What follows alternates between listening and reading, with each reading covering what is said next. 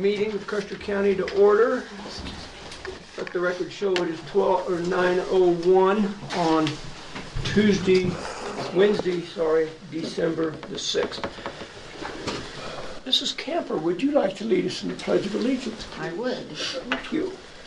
I pledge allegiance to the flag of the United States of America and to the republic for which it stands, one nation under God, indivisible, with liberty and justice for all.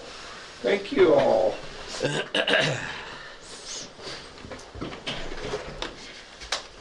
And would you call the roll, please? Commissioner Flower. Present. Commissioner Kanda. Here. Commissioner Prince. Here. Attorney Clint Smith. Present. And Clerk to the Board Kelly Camper present. Thank you, ma'am. Any amendments to the agenda, gentlemen? I do not, sir. Nope. Mr. Smith? No. Okay, sorry. Mrs. Camper, you have anything for the Nope. agenda? Audience introductions. You may start. Tracy Ballard, Wet Mountain Tribune. Jackie Bubis for the Sentinel. Dallas Anderson, Airport Advisory Board. Thank you.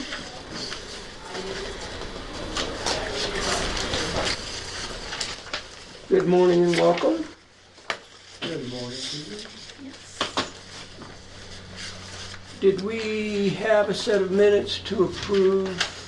You do not. Okay. I didn't think I had seen one come across the old email.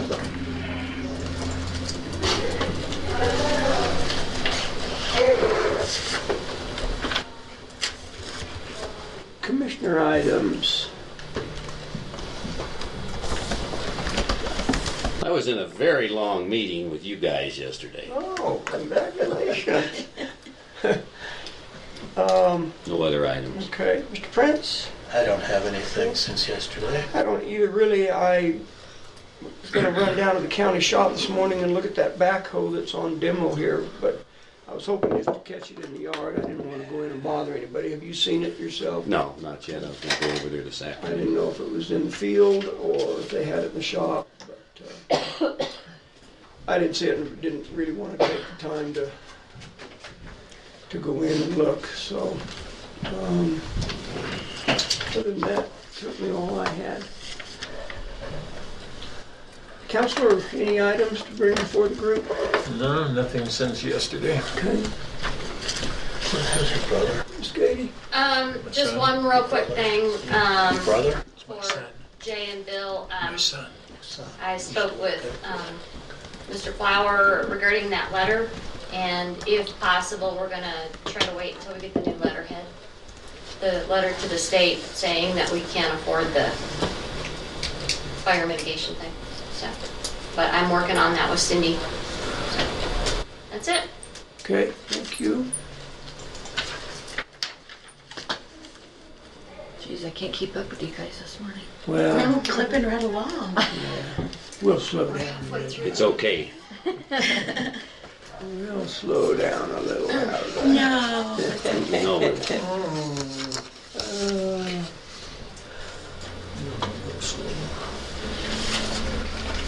Staff reports. Mr. Anderson, the Airport Advisory Committee, you are first on the docket. Thank you, sir. makes up for the other day, Dallas. Yeah, I appreciate it. How are you, sir? Good. Good to see you. Jay, good to see you. Dallas. Clint? And while you're being seated, your next airport board meeting will be The 21st. I was going to ask you, can you get us a list of your proposed times when you're going to meet? Or do you have that? Do you know what it is? Oh, for next year? Well, yeah, regular. Do you have them regularly scheduled? Yes, I missed the last one. Our regulars, we scheduled for the third Thursday in 2017 at 10 o'clock. Third Thursdays. We'll have our first of the year meeting in January, and we'll set the calendar then. I don't foresee changing that meeting date. It seems to work pretty well for So everybody. your next meeting is when? 25th. 20, 21st. 21st. Yeah, The 20. 5th, you'll get some presents interfering with that. Well, I was talking about January meeting, I'm sorry. Yeah, well, January would be the 18th if If it stays. if the board Right. wants to keep it that And you way. meet at 10? 10 o'clock, yes, sir. So, yeah, that third Thursday has worked out pretty well for everybody, so they'll probably want to keep it that way.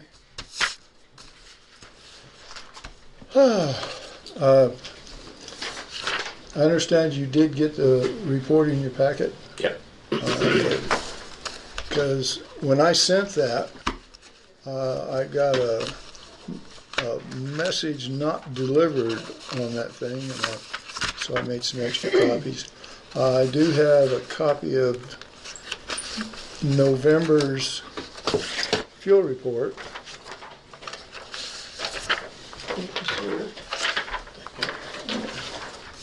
Two-page or one? Oh, it's only Me one. too, sorry. One for Okay. Clint. Okay, I wanted to run through this right quick, and then I have a couple of things, well, at least one thing I want to give you a heads up on. Our monthly meeting was held November 16th, 5 members present. One guy was in Texas playing grandchild football. Oh. The audience, Mr. Tom Flower, Lynn Legree, Ken Holraw, Richard Baker from Fremont County Airport was at the meeting. We had no minutes to approve. Fuel report, as you can see, we sold 256.6 gallons in November, and the gallons in the tank, 2574. So we're well equipped to probably run all the way into May before we need to think about new fuel. So we're okay there. The old and new business, the CIP was amended. You as a board approved that for me, and I got that to the Aeronautics Board before the deadline. So that's all set with Aeronautics. A couple meetings back,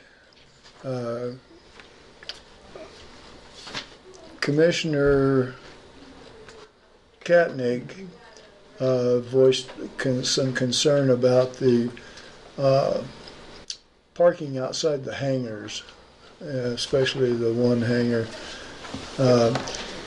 And we talked about that, and one of our members volunteered to talk to the hangar owner and point out to him that the rules of the airport state that vehicles will be parked in the public parking lot, and no storage outside of this, that, and the other thing. I'm going to try to get the first hangar, get that owner to clean that up. But that's been tried a time or two, and we may have to ask you as the board to send in a letter, Draft a letter. and we can quote the page and paragraph of the airport rules and You've regulations. sent him letters before and he ignored them. No, Send just him a letter first, as a board. well, since we're only advisory, Well, it doesn't matter. You're in charge of the. I hesitate to do things that might step on the county board's toes. You know, I think that would hurt our feelings if you wrote the letter. well, I suppose if I wrote the letter, but I would bring it to you for approval. You haven't heard back from this individual yet. Bill got. Somebody did contact him, Uh, or is going to contact him. Well, I was supposed to contact him. May not have talked to him yet since he works in South Korea, 3 weeks at a time. And, You know, the other thing I might suggest too, Dallas, we draft a letter to all the hangar owners, send it to everybody. Just a reminder. as a reminder. Just kind of a basically cover letter saying, you know, it's been brought to our attention that, Yeah, no other owners are storing anything outside around their well, hangars. then maybe that's They've only not got- necessary. They've only Address the got issue. two. So, yeah, I would Would- think, So would you like us to draft a letter? if you feel that that's the next step, certainly, yeah, I Okay. would think so, don't you, gentlemen? I think it's appropriate Sure. to put it in writing and Yeah. ask them to politely. We're trying to hold off until the end of this next week when we get our new letterhead. I don't think we're Okay. really time-sensitive situation here particularly, so if we No, get that not letter really. to us, then we will get it on new letterhead. And Oh, okay. I'll sign it and we can send it. If you provide name and address and. We can do that. Yes, sir. Okay. Okay. That takes a little load off my mind about that subject.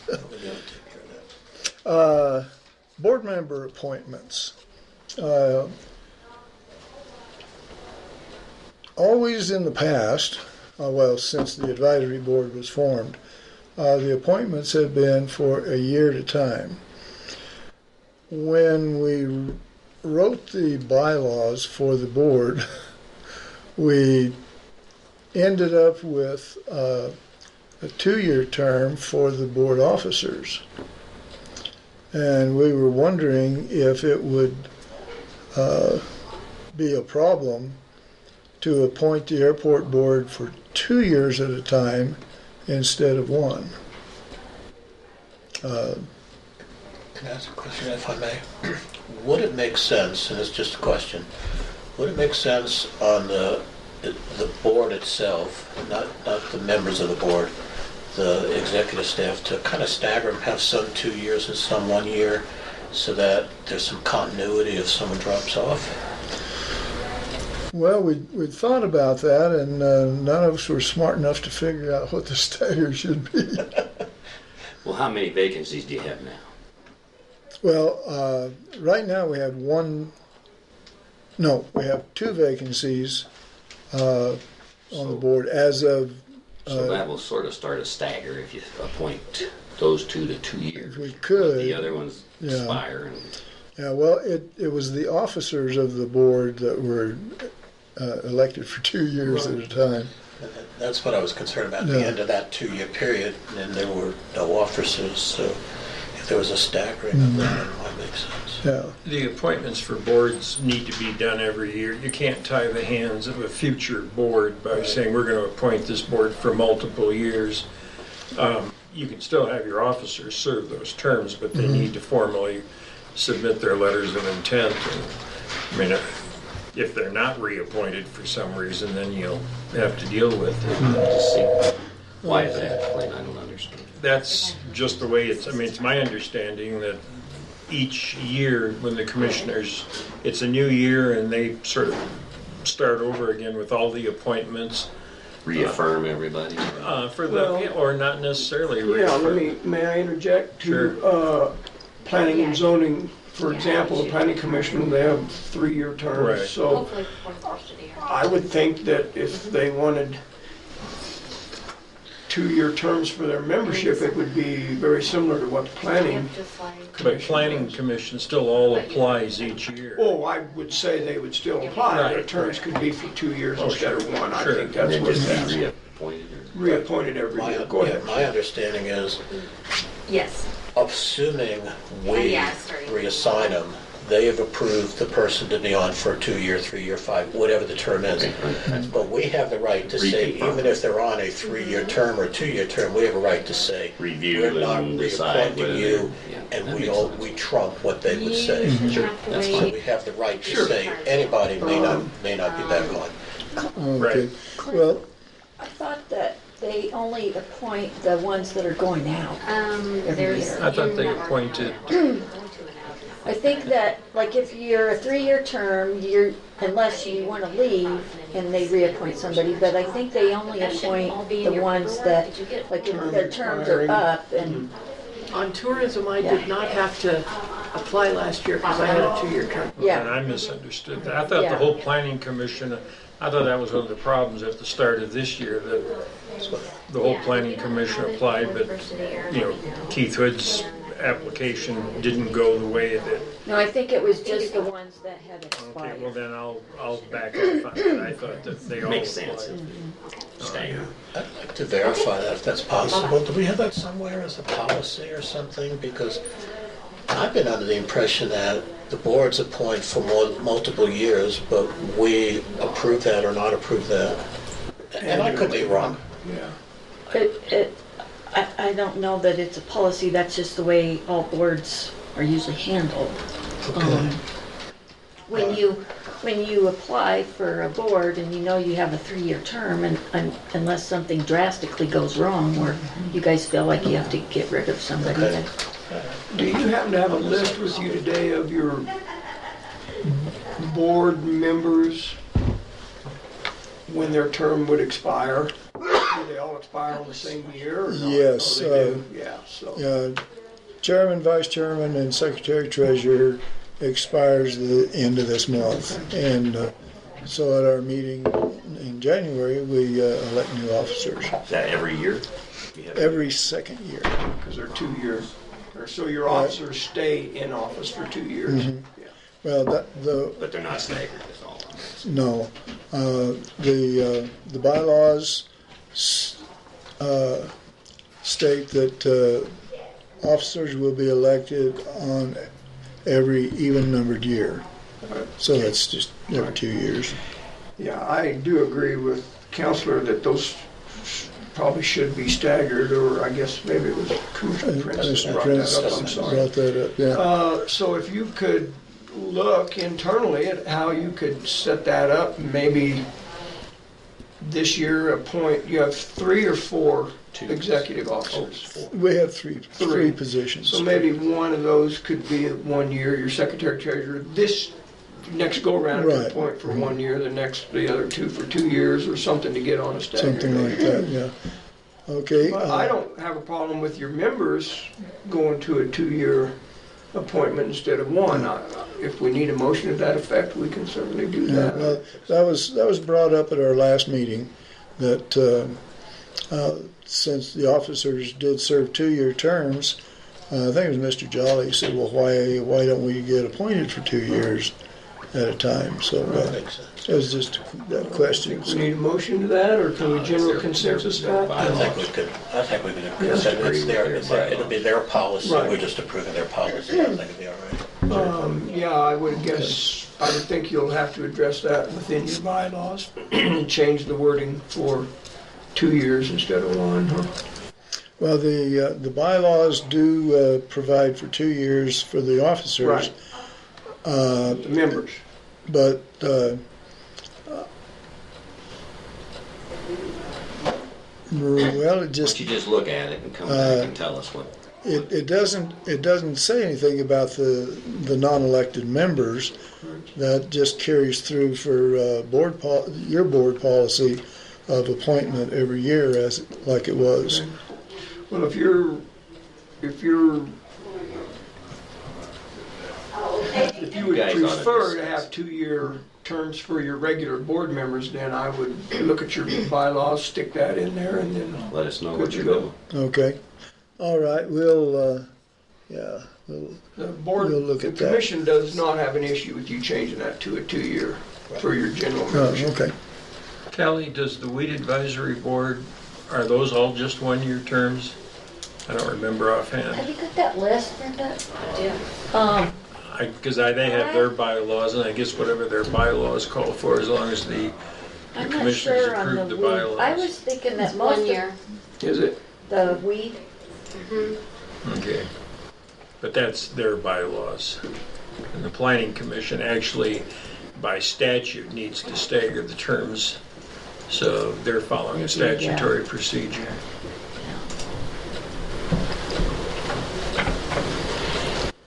Okay, next subject there. Okay, additional runway work. It's been brought up to us,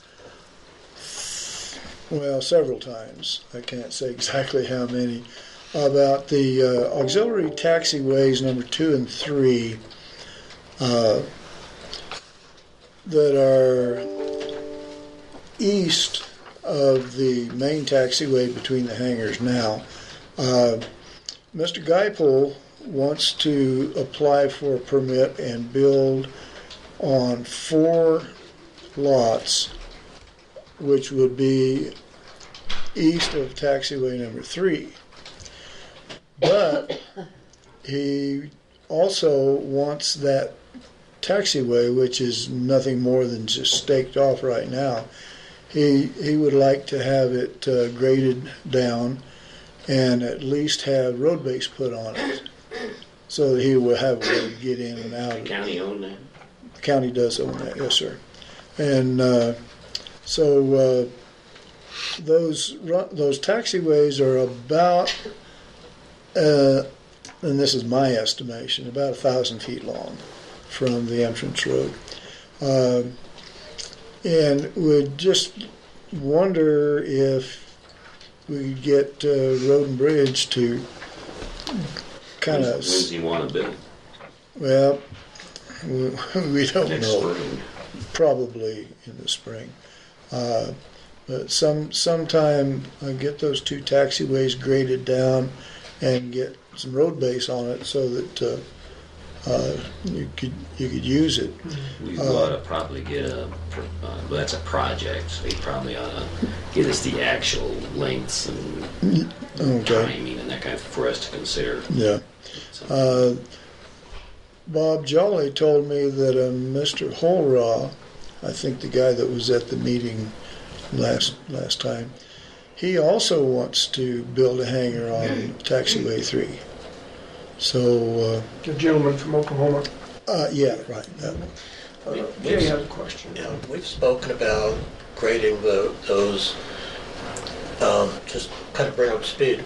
The prior commission would change anything you want, but we said you may decide not to. We felt that it made a lot of sense to do this because when we rent the hangars and they build them, we get rental income from the land, and it helps us develop the airport. So we felt that was really a win-win situation for everybody. Yeah. It was just a matter of when do they want it done, and then we would get with the Road and Bridge and see how they could fit it into their schedule. Yeah. That's really Whatever interesting. whatever your pleasure is, but that's kind of what we discussed previously. Right. Well, and another thing that kind of gets forgotten, when they build a hangar out there, then the county gets taxes off of that too. That's my So the whole point is, you made a good point, but that needs to be done. We need to know when and how much, and just make a plan for us. We're not saying don't do it. Yeah. So just tell Okay. us, Do you feel like, Dallas, that the gentleman that wants to build this first hangar, do you think his decision will be based on whether or not we deal with taxiway number 3, or? I had that sense from your last meeting. Yeah, that's kind of what he's we can leaning go back and towards. tell him we'll do it. Just tell him that he's just got to tell us when. Yeah, he wants to build one hangar on 4 lots, which would make it a Big hundred. hangar. It'd be 100 feet long and 50 feet wide. Does he have a dirigible? I'm sorry. Does he have a dirigible? What do you put in a hangar that big? He's gonna rent out 10 aircraft spaces. In a building that big, they'd probably put in 4 40-foot doors, and he'd stick about 17 airplanes in there. Wow. You know, you can 17, right? That's not the Well, museum. it's Might- very, very. might get. Is this the museum or not? No, this is not the museum. Okay. And do you foresee then him coming back and saying, now I've got my hangar up, I'd like that paved? Well, Sure. the feeling that I've got is he's not going to move until that taxiway is usable. That's what he. And is road base usable to him? I thought there was an issue about that. To start with, yes, it is usable. We've got taxiway 3 on the CIP for 2019. something like that. In fact, I forgot this. I made Yeah, you talked about that. I made a copy for each of you from the No, revision. 2020. That's Yeah. actually- Because we almost certainly, of course nothing's guaranteed, that 2020 is the year that aeronautics will approve grants. And that's the first year they're going to approve any grants in new one. I guess what I'm getting at is, in your opinion, do you think us grading that, road basing that, will be enough impetus for him to go ahead and say, okay, I'm gonna go ahead and put the hangar in? Or do you think he's gonna wait until we have it paved before he puts the hangar in? No, he's been asking for grading and at least road base. Okay. And I can hold his toes to the fire on that because that's the way he's told it to the board members. Do you have a house out there you can build? No, he lives here full time. So he wants to. I don't know where his house is. Yes, I do too. It's just east of the airport in Okay. Colonel Verde or? Quinta Verde. Yeah, I think that's the subdivision. He's not in Silver West Estates. Okay. How wide do you think that taxiway is staked out for now, or needs to be? It's it's already supposed to be 35 feet, and that would be Wide enough? because those other the taxiway 2 and 3 and the lots either side of that have already been platted. So we're looking roughly 1,000 feet long and 35 or 40 feet wide. Well, 35 is all that's going to fit in there the way it's platted right now. Okay, yeah, But if you 35 for a general aviation airplane is plenty. It's going to be the bad time of the year to be putting in road base. Not now. Have to wait. Yeah. Just tell him. Into Get it. April, May, something like that. It's a very reasonable request. Yeah, okay, well, thank you. Okay. Sure. Okay, last thing is I understand you're going to approve the budget this morning? Mm-hmm. Okay. Given that the money for the taxiway 1 slurry coat stays in there, I'd like to request that the Road and Bridge put that job in their schedule for the spring, whenever they think it's the proper time to do it. And,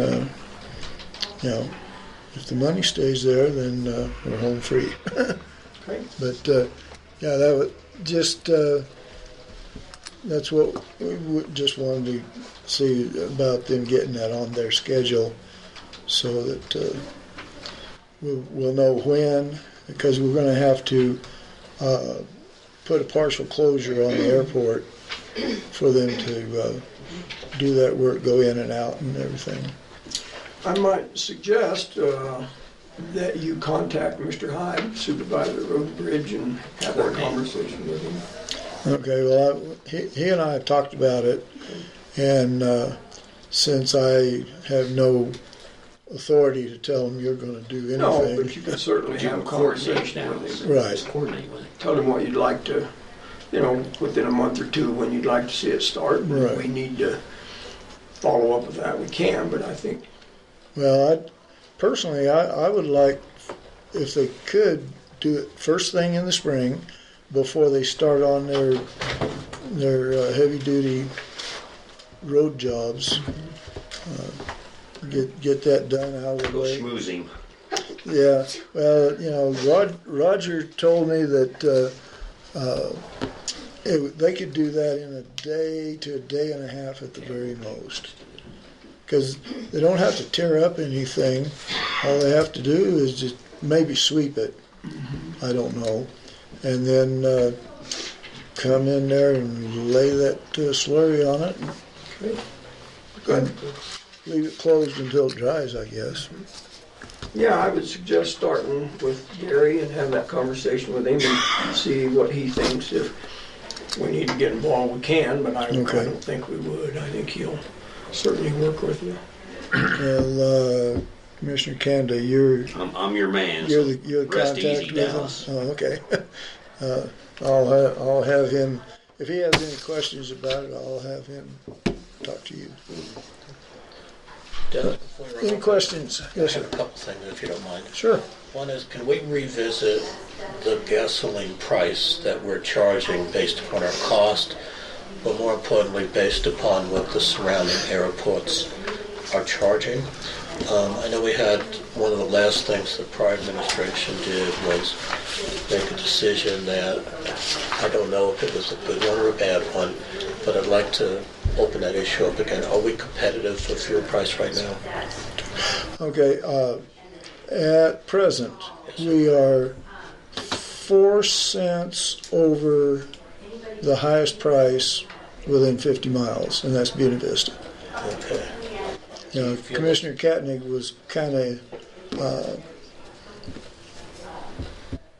the mind that we should, keep the formula that was formed three Tell us the formula. years. What's the formula? The formula was buying price per gallon plus 50 cents profit per gallon plus 3.3%, and that 3.3% is what World Fuel charges us to handle the credit cards. So we're the highest priced airport now. Yes. So let me tell you, as a pilot and as a commercial pilot, everybody looks at, there's a website that you look for competitive prices, and I know you do it, and yeah, you go where it's Internet. cheap, even if it's 50 miles away, because it's an outing, it's a chance to eat somewhere, and they'll go buy fuel. So it's nice to have that formula, but it's not nice if we have to keep the same fuel in the tank for another year. Right. So Jay's got a good point. We need to be competitive. Yeah. My request back then was that we have some latitude in pricing as fuel prices go up and down all around us. That we, And you guys are always looking at prices. oh yeah, I look at it every week. So, and for a while, we were very competitive up here. Yes. People were coming in here to buy fuel. Well, they weren't buying it very I'm talking fast. several years ago. Well, yeah, we were the lowest about 3 years ago, and we stayed the lowest for a full year. Well, with the exception of Walsenburg. There's no way we can ever compete with Walsenburg. They are selling fuel right now for 40 cents cheaper than the cost of fuel. What are they getting at? Let's go fill up there. The Yeah. county's gotta be. Why don't we go buy it from them? That's what I mean. They're Where'd they getting, get it? Truck over. they're getting it from the same place we are. I can't prove it. I've not ever found anybody to talk to about it. But I suspect that the county is subsidizing their fuel price. It's certainly Maybe. possible. Obviously, the reason that our formula is a problem is because it's the price you buy it at may be different from the price someone else, but we may have inadvertently or not knowing, because we don't know what the market is, buy it at a higher price, then we have 50 cents and we're too high. And the reason I bring this up is because my real question is, are we losing, and thank you for your input because I'm not a pilot, do you feel we're losing sales because of the 4 cents being the highest? Would it make sense, instead of making a 50-cent profit, if we made, say, a 40-cent profit, in the Walmart theory, if you sell enough, you don't have to make a lot. So does it make sense to, what is your recommendation? Well, my recommendation is that if we want to reduce our price, I think we should never go less than 30 cents over cost. And the way oil price has been the last month, it's just going up, up, up, up, up. Right. And as airports around us restock their tanks, they're paying a higher price. And if they get marching, say, 25 cents higher than what we're selling at, if we can kind of come up to that, because my feeling is if we don't recoup some funds on that march up, when it's our time to buy fuel, we'll be up at that price, and we might Like a not dime. have enough money to buy a new load of fuel. You guys need to stay on top of it. And I don't see why we can't adjust price to be competitive and still be careful. Yes. You guys are cognizant of that, so why wouldn't we do that? Well,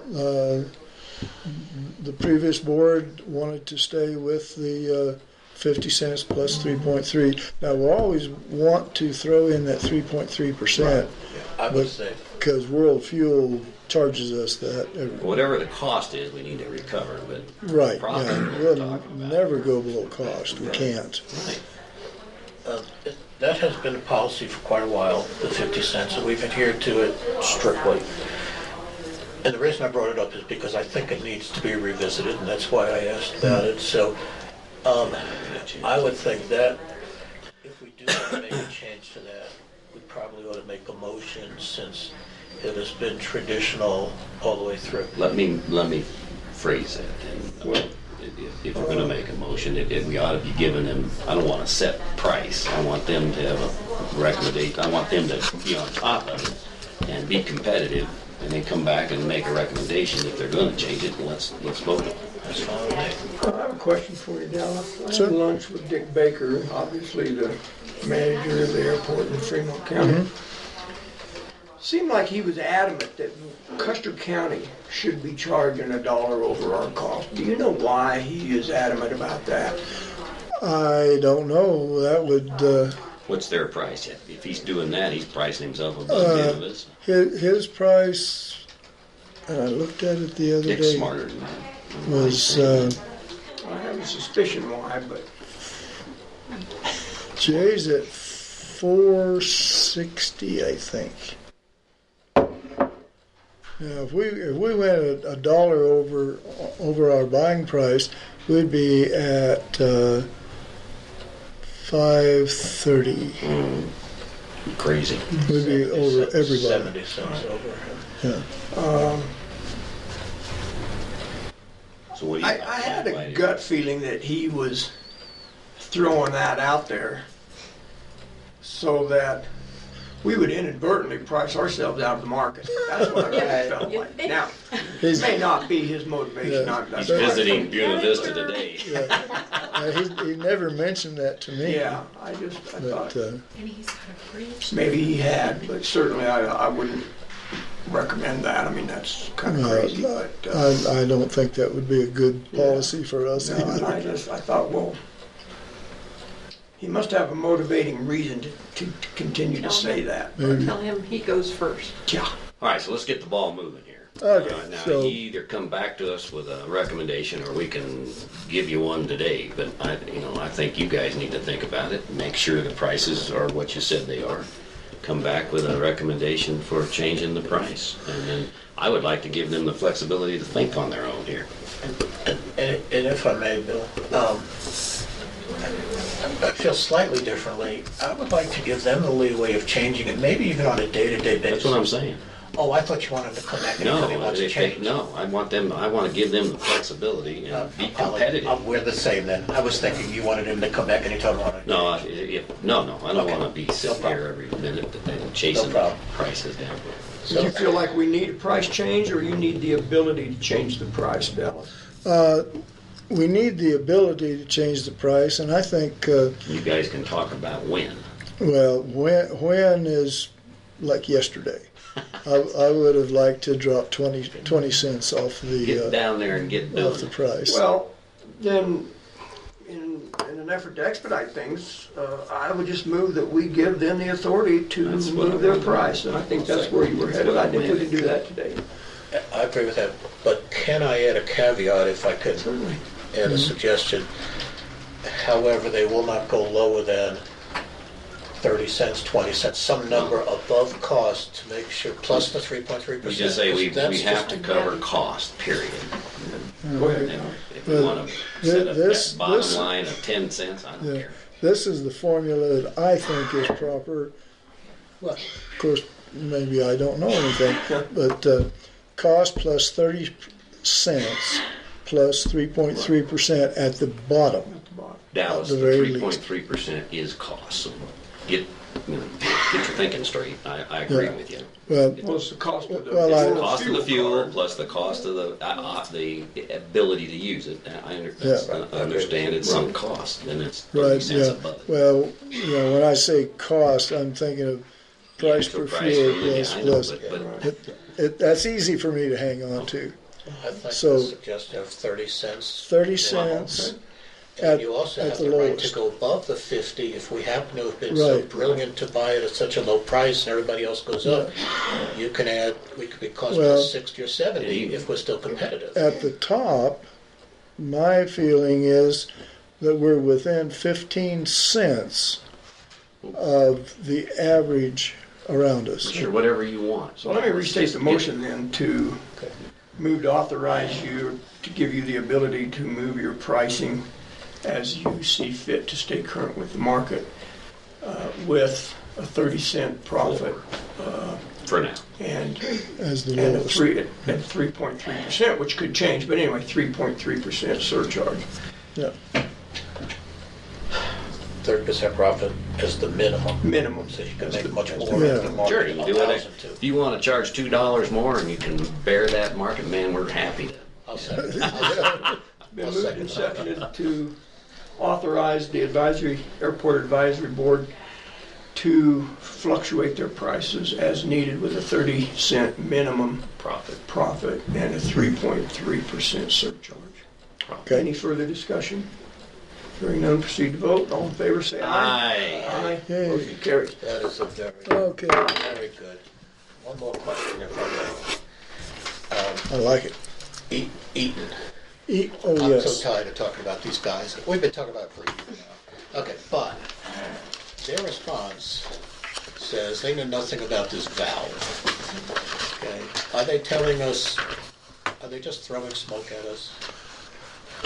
Did you see the letter from Eaton? Yes, I did. In fact, I brought a copy of it with me. At least I thought I did. So you saw that letter from yesterday? Yes. Yeah. The truth, well, it's truth and somewhat fiction, maybe. They are correct about the scope of work that we advertised for the bid. Well, at the time that was written, it was taken nearly word for word from their proposed bid the year before, and that pretty well covered everything. After that was mailed out, that's when the pump went down, and we called Matt's Pump Repair from Pueblo. They came up and looked at it, and he determined that it was a counting problem, counting gallons, and the part needed was obscure and maybe almost impossible to get. Matt came up a second time and took another look, did a little more troubleshooting, and he told Bob Jolly that that 52 valve was most likely bad. Okay, so we sent Matt home. It was a week and a half after that Eaton had scheduled with us to bring the new pump. When the crew that got there, Bob Jolly and Bob Custer both told the head crew guy that 52 valve was probably bad because Matt has told us that. Well, the letter that we got yesterday was leaning on the fact that the problem with the 52 valve was not included in the bid request on the scope of work. and it couldn't have been because we published that 3 weeks probably before the pump went down. So there we are. It's One of the suggestions by Mr. Smith was maybe, since there is some truth and some not truth, maybe the appropriate thing is for us to attempt to negotiate a settlement between the $8,800 we've sent, whatever that number was, 8,000 something we already sent them, what they request, and maybe negotiate something, because maybe we could have been more adamant about, no, stop coming out and charging us, fix the valve, and them not going, yeah, it's the valve, so maybe we both have some culpability in this. Maybe some kind of negotiated settlement makes sense. What do you think? It does make some kind of sense to me. Okay. We're still, according to them, we're outstanding to about $3,200, something like that. That's correct. That's what they're saying. That. But yeah, I think if I could negotiate something with them, we're not hurting on the budget to pay them a little extra, because we had some money left over in the budget for that. So where are they? Where are they located? They're in Colorado Springs. Mr. Smith, what do you Yeah, I was gonna ask. feel, or what's your thoughts? Well, it sounds like Dallas is acknowledging there was some communication problems there on it, and just because of the timing, it wasn't in the scope of work when you were soliciting bids, so, yeah, I would certainly, what do you offer to split the difference, with them, that we'll pay half of that? No, I'm no negotiator. Well, But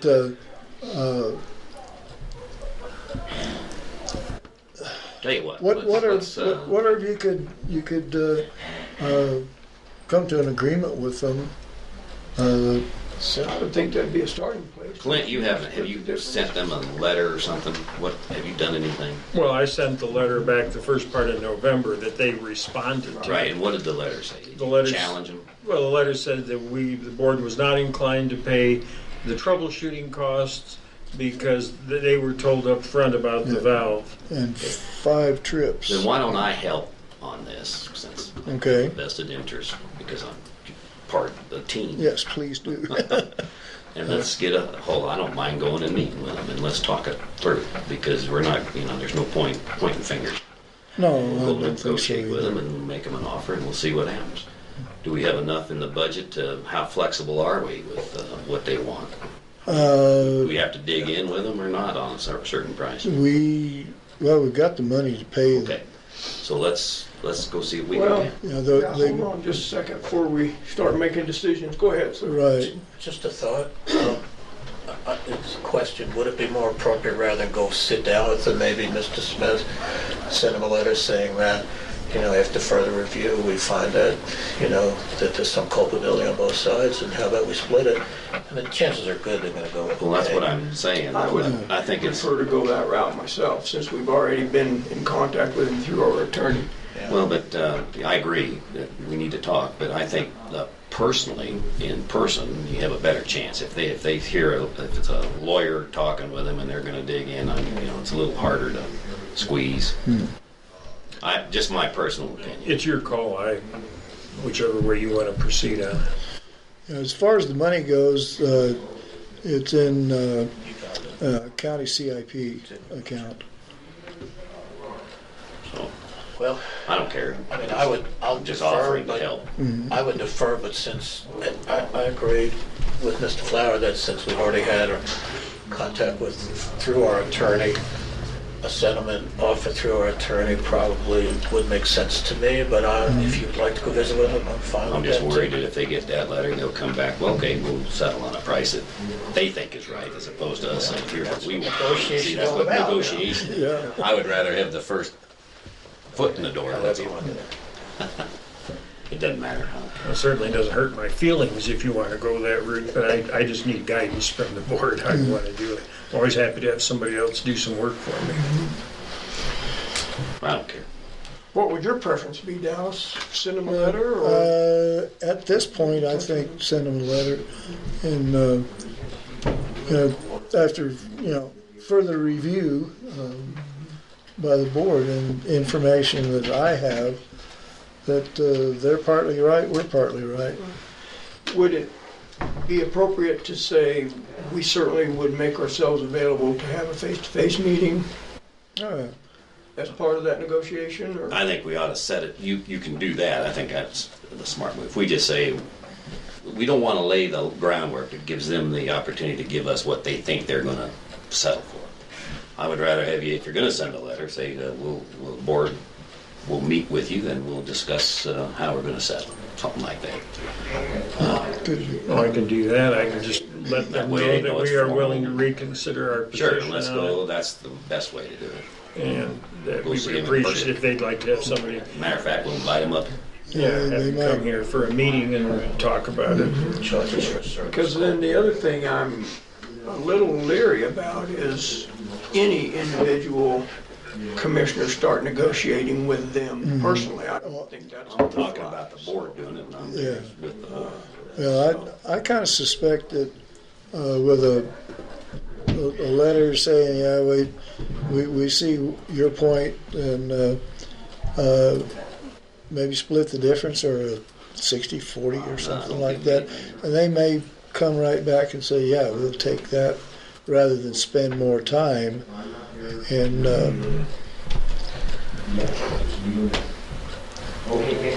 so, Well, let's give. I move that we let Clint send a letter to tell him that we understand there's mutual culpability here, and we want to, the board wants to meet with them to discuss terms, period. The Board of County Commissioners. No, the board of Airport Advisory Board. yeah, they wouldn't come to talk to us. They would want to They're not talk going to to have the you. authority to negotiate, really. Right. Needs to No, be the Okay, commission. then. need to come before you. Then come before us then, I don't care. Okay. Because they know we're only an advisory board. We have no authority. Is there a second? You have authority to change gas prices. I'll second We it. do now. It's been moved and seconded to instruct our attorney to send a letter to Eaton regarding the disputed amount still owed, and invite them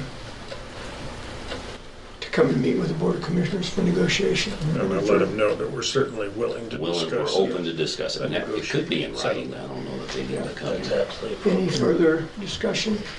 Hearing none, proceed to vote. All in favor, say aye. Aye. Aye, opposed, nay. Motion carries. I'm done creating trouble. I'm not going to ask you any more questions. Anything else, sir? Why not? I have one thing though. I sent Dallas that proposed intergovernmental agreement. I just wanted to know from your point of view about the fire department using that hangar Oh. bay. You didn't attach it. Oh, so you never saw it. Well, you saw it. Did you never see it at all? Okay, I'm sorry. Yeah, Brenda could probably. I saw your email Got a copy, quick, Brenda. late last Do you want me to night. print it? Said one time. Why Would you like not? a No, I copy? already did, Dallas, would you like a copy? When did you do that? Yes, this please. morning. Give him a copy, Brenda. If you don't mind, Brenda, if you could print out a copy for Dallas. Yeah. Keep up the good work, Dallas. Thank you. Okay? Yeah, I just need your input. If there's anything that I left out from Okay. your perspective, because I've given a copy to them so we can start talking about it, but Yeah. I'd like your input on that. Okay. Well, I'll be more than happy to say what I can say. Well, if you have If I time, can help it. sit down and look it over now, or if you want to take it Yeah, I instead. can do it now. Okay. I got all day. All right, thank you, sir. Appreciate it. Thank you, Tom. Good job. Hey, Jay, just a curiosity question. Did the board send the proposal out before to Eaton? Did they come through the board or did they send it? Oh, you mean that we're not going to pay? Yeah, the original request to go do work for them. We approved it. They came They to said- us with the proposal, and we said, yes, And we they sent approve it to them. We approve it, and then they called them and said, if we do it, we got approval. Yeah. Okay, Oh, on the original Thanks. bid? you mean? Yeah, yeah, just curious. Yeah, the board approved that. thank you, Brenda. Okay, next up on the agenda is public health. Yeah, careful, both of these guys are sick, so. Yeah, Awesome. Tell me you wash I'm your on the healing hands. end. I'm on the healing side. He's on the downside. How are you today? I'm great, thank you. How are you? Thanks. Well, I assume you all received my report. Let me refresh here real quick. Get out of the airport mode. If you want to stay in that vein for just a second, the airport mode thing with the fire truck, Public Health is working on 2 different grants to help with that situation. Through what organization? Through, I don't know. I'm waiting to hear the grant, to get the grant information from the gal who actually does our South Region Healthcare Coalition grants. And I don't think it's connected to the Healthcare Coalition. I just think she's the guru of grants, and she's gonna send me this information. And it's to help fund the truck and fund like SCBAs for the truck and equipment that they need. So, That's great. and that'll be through the SCBAs and things like that. We're looking at a Homeland Security grant for that. And as far as like the equipment goes, that'll be another apparatus grant. We're not talking about a huge amount of money. No. No. So anyways, that's just a little side note that Good, thank you. just because I know this gal that's like a fantastic grant lady. Cool. So do we have a flu epidemic going on in our community? We really don't in this community. There is in Colorado, there's already been, I don't know if I put that in this report or not, but over 150 hospitalizations for flu in the state of Colorado. But I'm not so concerned about the flu as the people who are not vaccinating their children, because there is over 500 cases of pertussis in Colorado right now, which is got whooping wiped out cough. from vaccinations, no? No. Isn't that terrible? And, I mean, I got whooping cough when I was in nursing school, and I got vaccinated, so. Yeah. So, but I don't have anything to ask for this time. We're plugging right along. One good thing that we have that I just learned this morning, so I didn't add it to this report, is that we have significantly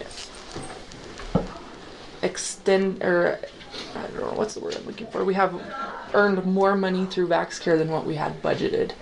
Does that make sense? So we've already earned more by almost a third than what we had expected we would. So. Is that a restricted surplus? I mean, or can you use it for other healthcare issues that come up that you may need some money for? It goes into it really just goes into the general fund. That's wonderful. Yeah.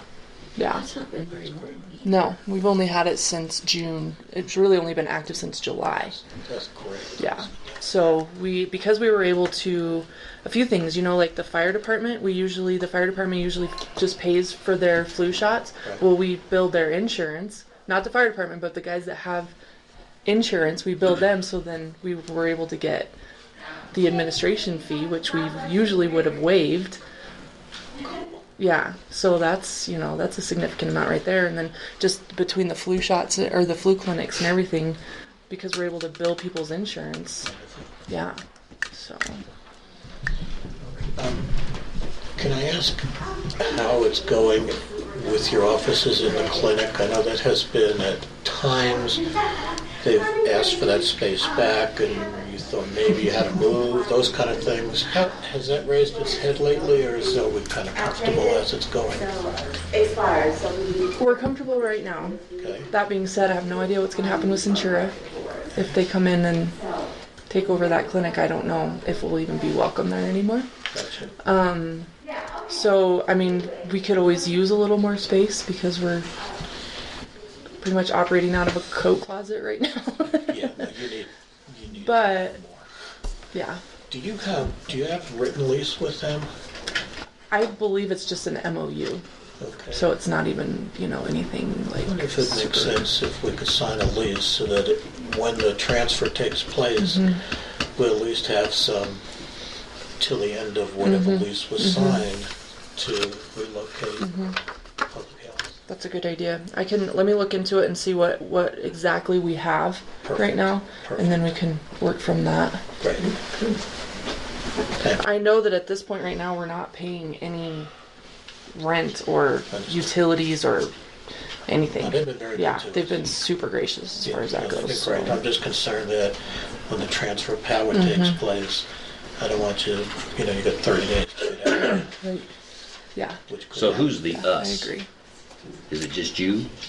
No, we have, so in my office right now, we have Rhonda Martin as my administrative assistant, and me. We're there 4 days, mostly 5 days Start a week. putting up 2 people. But we have another office that's just for that's the immunization nurse, and she's there 1 or 2 days a week. Okay, and what do they think your mission is? Your job? To promote the health of the public and provide immunizations and healthcare services. So to promote it, you do what? Just this is an education here. Yeah, for sure. No, we provide immunizations for the county, including we serve the people who are uninsured or underinsured. So we were able to provide vaccinations for those folks So at no cost. what do you plan per year for that job? Is it like 1,500 shots or 2,000? What is it? How do you? Good question. I should look at. I don't know what those stats are exactly. Just this year, we've given over 500 flu shots alone. And So- do you do it there at the clinic, or do you do it? We do In-house. all the vaccinations in the clinic except for when we do flu clinics, which is twice a year, and we do those at the school. So the reason I'm asking is there traffic? I mean, it's neat. It helps. You worry about the clinic getting tired of too much going on or not enough or things like I that. see what you're saying, yeah. I think that honestly, we get a lot of business that's like, hey, I just had my physical, can I get my flu shot? We get a lot of that kind of stuff. But on the flip side, we also get, people come in for their flu shot and say, hey, I didn't realize you had a physician here, or I didn't realize you had So do you handle the certain billing services. yourself, or does the clinic help? No, the clinic Doesn't do anything? The clinic used to help. Since we chose to go with VaxCare, which is the system that we get our vaccinations through, they do our billing for us. So the clinic severed its ties with us completely at that point, understandably so, because they, aren't getting any revenue from that anymore at all. So it's a gratis kind of thing. Gotta be It careful. is. And they're autonomous. yeah, completely, and they've made that very clear. And the clinic ultimately is going to need that space. Sure. And this is something we have discussed from day one on the job, that we've kind of just been waiting for the shoe to drop. And Right. what can I say? It's a kind of It's going to be an emergency a when walk it happens. I want to walk the line with that, because I don't want to overextend our welcome. I don't want to take advantage of the clinic. So has there been any movement about an answer to this pending problem in prior discussions with the boards? Have you guys talked about previously where we're gonna go if it does happen?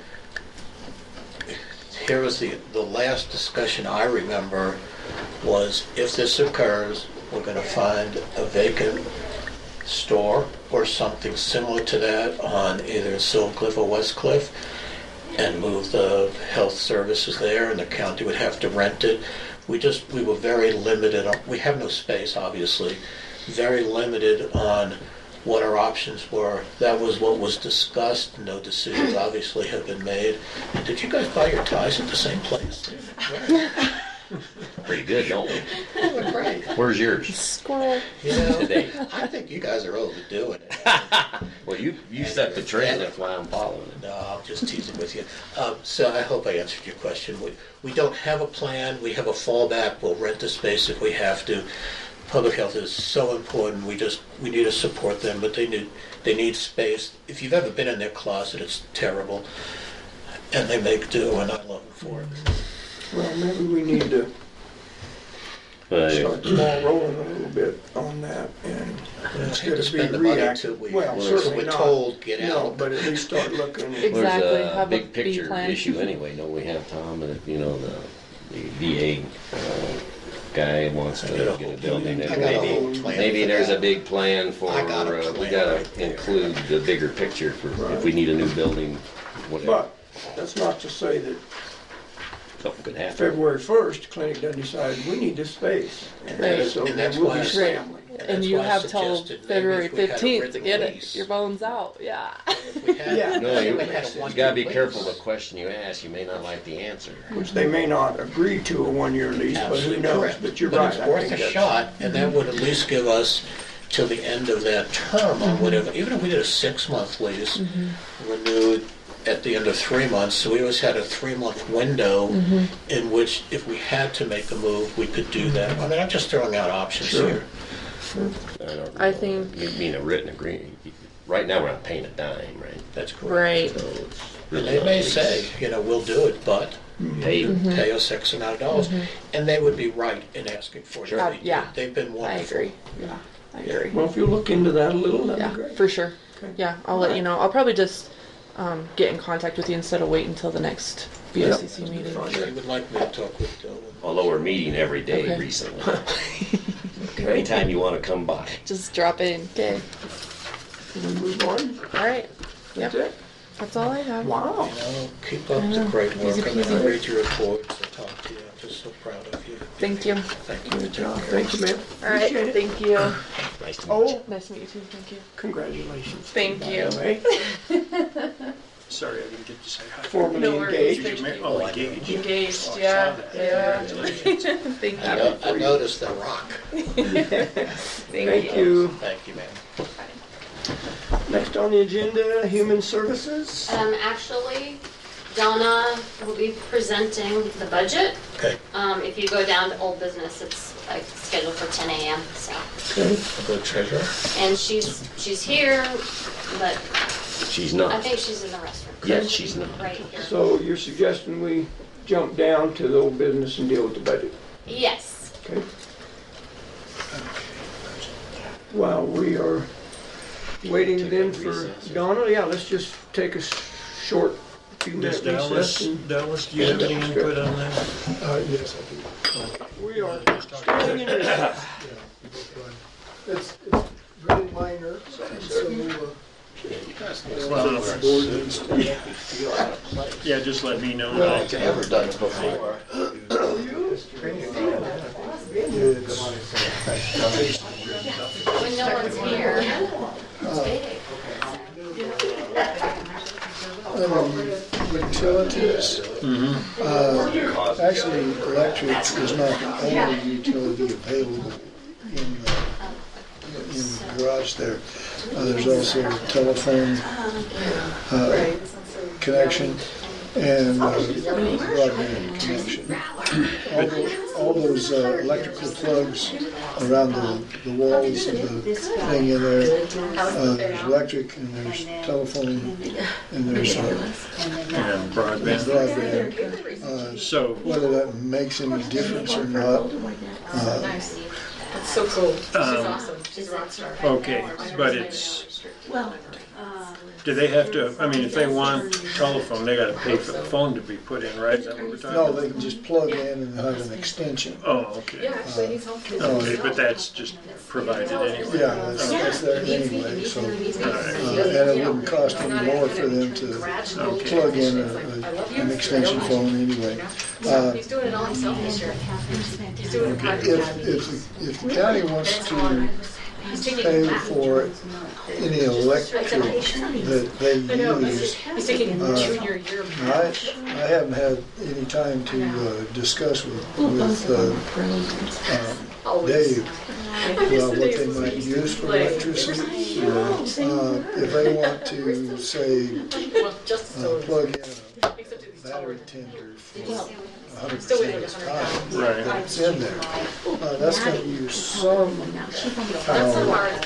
What is your electric bill average? I mean, just roughly.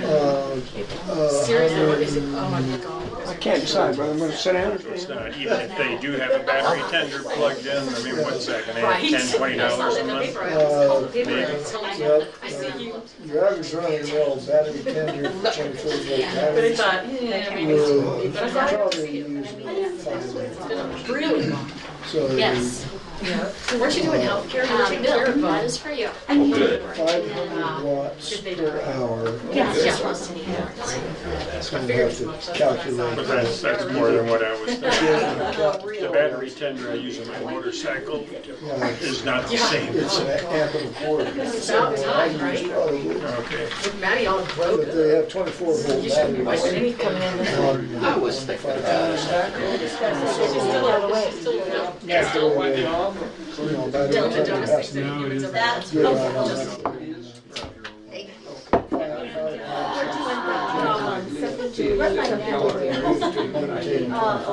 Well, I guess, I mean, it's your budget. Is that something you can absorb if they do that, or would you like to see them pay a little bit more? I think I would like to look at it. So if I put that in there, that will continue to provide the electric power, but we reserve the right to see how much usage there is. I know that kid is a mental bit. We may need to try and run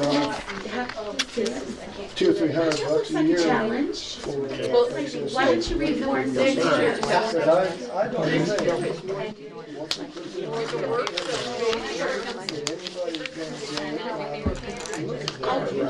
check it over. I have no idea. Can't help you there. But when we get to that, we may figure that out. When I was on the board, you had Cindy, she got a cold too. No, she's doing good. and checked the battery charge and started it up. Thank you. And looked at the tires and, you know, Right. just all that minor maintenance stuff. But I was, Nobody may be doing that. Call the meeting back to order. 10:14. We have moved down the agenda to the budget, 2018 final budget approval. Ms. Hobby, are you prepared? I am. Okay, come forward then, please. Thank you. Holy smokes, is she? Yeah, I good know you're morning. gonna sign this one.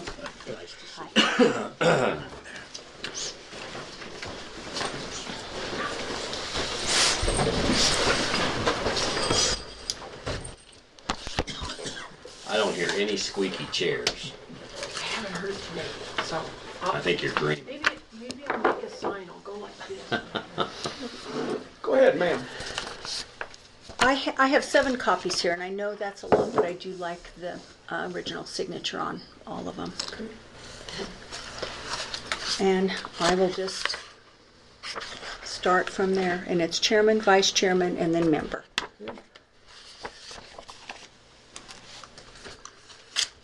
This way, then you can keep swapping them around, that we can keep. Always sign. Has there been any additions, changes that we are unaware of or that we have not had an opportunity to discuss? No. Okay. That was an odd question. No, I would never take it upon myself to just change I the didn't budget. want to. I would never expect that. But for Or maybe example, you were gonna bring something to us to change. On there. the kind of thing I was thinking, for example, I know the budget changed because we have some salary adjustments and things like that. And I didn't know if that precipitated anything different than those things.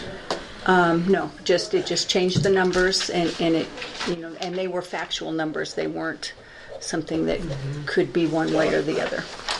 And then, pursuant to our discussion yesterday concerning the Economic Development Corporation, we've had a slight change in that. However, I had a discussion with Mrs. Hobby. I guess I would suggest that we consider leaving that figure the way it is currently, because certain time constraints are not going to allow us to change this many documents. And then that in the first quarter of 2018, then we can look at either transferring that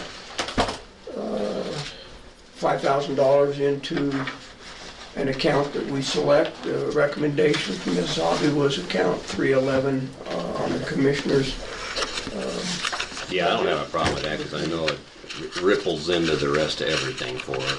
That's okay. Well, we always have, I'm sorry, I didn't interrupt. That's okay, I was just gonna say that 311 account would be a, right now it's named as a miscellaneous account. And I did you get it change changed, Okay, yes. so it is changed in here then to reflect, I think, we talked about community outreach, so that if we take that $5,000 that was budgeted for the membership, put it into the community outreach under the commissioner's budget line item 311, then that would allow us some leeway if we have requests to come through the year.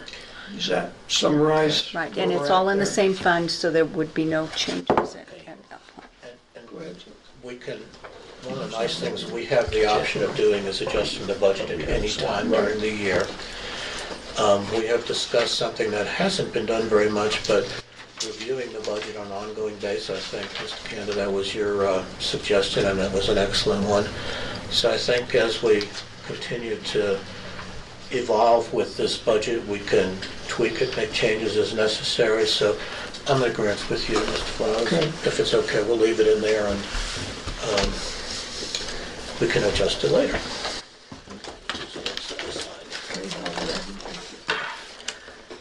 Would you be able to give this to us electronically also, please? Yes, and as soon as I am done, I will take one over to Chuck. I will scan it in, and he will put it on the website as the final. Cool.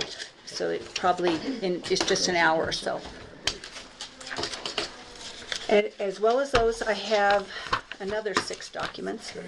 Before we move on from this, I would just like to say thank you very much. This is a ton of work. Sorry, Bill.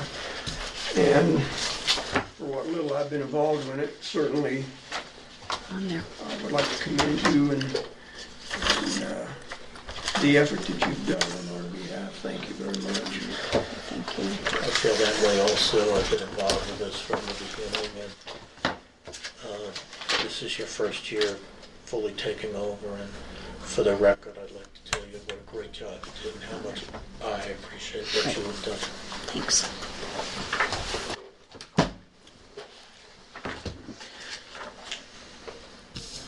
We like to keep, aside from human services, will Mr. Paquette remain part of the county's On call. And absolutely, is if anyone doesn't know John, he would never, ever let us, I mean, if I had a question at 3 o'clock in the morning, he would be happy to come by and answer it. He's that kind of guy.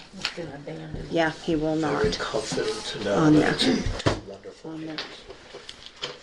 Now, do we want to pass the hat around and collect some more money before we finalize the budget? We got a room full. The budget's $50 short. If everybody Yeah, I know. can get $5, I think we can make it up if everybody will shovel in. Okay, all right. Go ahead, Donna. Okay. The first document is the resolution to adopt the budget. The second is the resolution to set the mill levies. And the third is a resolution to appropriate the sums of money. You will sign all of those, and then I'll get them to Kelly so she can make them a part of the minutes. And, yeah, and I did them all separate so that you don't have to take all the notes on that. Put numbers on them. I did not. That was This fine. is the order that they go, and then Yes, there are several I haven't signed. That's complete. I have 3 I didn't more. notice that. I thought you made that. Resolution. And I had wrote that part. This part I Double check, there didn't. may I be thought one you at the had. bottom I down didn't there. know if you. I didn't know how you did those ones. I can just handwrite them On there. above there, yeah. If Brenda will give me that. What was the last one? The last one was So we And need to go 20. oh, wait a minute. No, the last one. So we're 21. Okay. And then there are 3 additional resolutions that will go through, and they are supplemental budgets where we need to make sure that we balanced out. And the one big one was the self-insurance fund, is we had more unemployment than we had anticipated, which you can't ever estimate your unemployment. So it is coming out of the fund balance of the self-insurance fund to balance us out and keep us where we didn't overspend. Maybe we could start. Yeah, that way you could get the numbers, so if we get them confused, that we're in the right way. Those all appear on the website too, don't they? All resolutions do, don't they? I don't think so. I don't know that. Well, then I'm Oh, these will actually be a part of the minutes. smoking too much dope, you know. Me. Oh, Not you. I'm taking money. Actually, they'll be a part of the minutes, Kelly said. Okay. So they will all be. This question, do we traditionally put the budget on the website? Yes. The preliminary has been there, and then the final will replace it. I'll make sure it was going. And the reason it replaces it because those numbers are still there, and so There's been some. we didn't. I've had that asked, and it's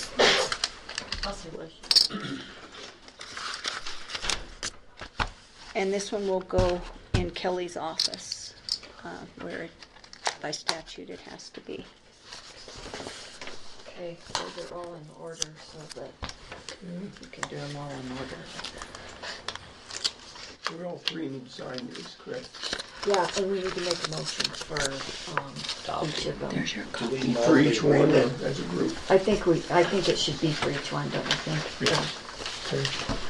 And usually in the motion, if you just read the Title. heading, Yeah. resolution number, or whatever, 'cause- You don't need the whole thing read into the no. Okay.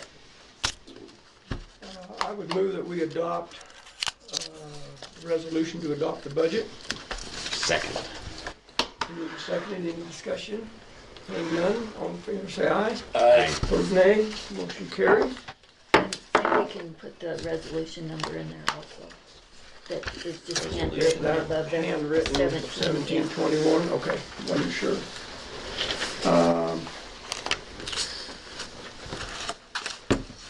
And a motion, I move that we accept the, what is this, for the mill levies? Resolution number 1722. I'll second the motion. Discussion? I have a quick question. Yes. There's no change to the mill levy, is that correct? That's correct. Been moved and seconded to adopt resolution 1722 to set the mill levies. Any further discussion? Hearing none, proceed to vote. All in favor say aye. Aye. Opposed nay, motion carries. Resolution adopted. Sir? I move that we adopt resolution 17-23, a resolution to appropriate sums of money. I second. Been moved and seconded to adopt resolution 1723, the resolution to appropriate sums of money. Further any discussion? Hearing none, proceed to vote. All in favor say aye. Aye. Opposed nay. Motion carries. Resolution 1723 has been adopted. And I would move to adopt resolution 1724. I'm gathering that is to appropriate additional sums of money. Right, the supplemental budgets for the end of the year. Is there a second? I'll second it. Been moved and seconded to adopt resolution 1724. Discussion? Hearing none, proceed to vote. All in favor, Aye. say aye. Opposed, nay. Motion carries. Resolution 1724 has been adopted. And I move that we adopt resolution 1725, resolution appropriating additional sums to defray expenses in excess of amounts budgeted for Custer County. Second the motion. Discussion? Been moved and seconded to adopt resolution 1725 for appropriating additional sums to defray expenses. All in favor say aye. Aye. Opposed, nay. Motion carries. Resolution 1725 has been adopted. Okay, would you like to? I'll move that we adopt resolution 1726, a resolution appropriating additional sums of money to defray expenses in excess of amount budgeted for Custer County. Second. Been moved and seconded to adopt Resolution 1726. Discussion? Hearing none, we'll proceed to vote. All in favor say aye. Aye. Opposed, nay. Motion carries. Resolution 1726 has been adopted.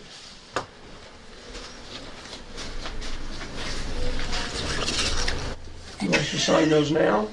Yeah. Do it Oh, later? yes. Or you can do it, we can do it after. Okay. And then I'll get copies because I need to send those to the auditors. Okay. Thanks for doing all that work. Yes. Thank you for not making me change. You're welcome. Yeah. Like, oh no. Scary. That's one time though. Okay, that's good. This was a good time for me to use that pass. Did you leave Mr. Prince's copy with him? I have my copy. Okay. I'll put it right there. Thank you, ma'am. Okay, Anything else? that's it. Wow, that was Oh, man. painless. I know, not that bad. Thanks for a Right wonderful at job. Okay. So we were at Human Services on the agenda. I think Mrs. Katie is making that arrangement. And for those of you who have come in since we started, welcome. Nice to have you here. Thanks. Being here.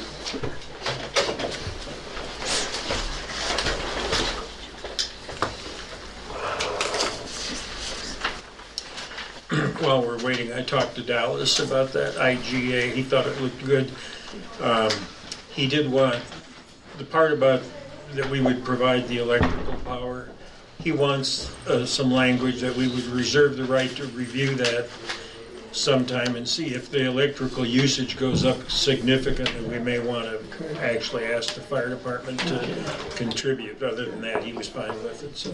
Yeah, I heard him asking you about the possibility of a battery tender or Yeah, because he's sure they're going to have a something. pretty good sized battery tender hooked up all the time there. Well, good morning. Good morning, how are you guys? Good morning. Good. How are you? Yeah. Rushing. Okay. Rushing, but okay. Oh, I am so sorry. Don't you be slighting the council. I Just a know. potted plant over here. Yeah. Well, I'm not gonna comment on that, Yeah. like what kind of plant, but I'm not gonna go there with that, okay? Pot plant, Okay. I don't know, since you guys are new, if I should just give you a little overview Yes. of what we do in our department and take it from there. Okay. And then I do have stuff that needs to be signed. And I sent some of it to the board last time, and now we have a different board. I sent some of that, well, one of them I sent to Clint, and he was going to review it. The merits, yeah. merit system, whatever that stuff is. So anyhow, but I'll just give you an overview so you guys have a clue what we do. You know, because a lot of people go, well, I didn't know you did that, or I didn't even know we had a welfare department, as they call it, in Custer County, and we do. Always had it. We have always had it. Yes, interesting things from way back. But anyhow, but we do food assistance. We do temporary assistance for needy families, and that's children and families if their income is below a certain level. We have the old age pension program. That is anybody over the age of 60 whose income and resources meet the guidelines. We put them on then. We have the A&D program that stands for Aid to Needy Disabled. You have to be considered disabled for 6 months or more. Very small grant of $189 a month. I don't even know why that's there. That's a state-only grant, as with the old age pension program. Those are just state grants. There's no county dollars. There's no federal dollars. Those are just state grants. We do child welfare, where we, if somebody's abusing their child, we do adult protection. If there's something going on with an elderly person or just somebody that's disabled, then we do that. One of the big programs that we do nowadays, well, we also do child support services. If we have somebody on temporary assistance for needy families, we go in, if there's an absent parent, we go after the absent parent for child support. We do that. But the other thing we do is Medicaid. Medicaid, when Obamacare came in, has been a huge, huge thing, because now people can, it's open the Medicaid guidelines. Single people can apply if their income, or families, if as long as their income is under a certain limit, which before that never could happen.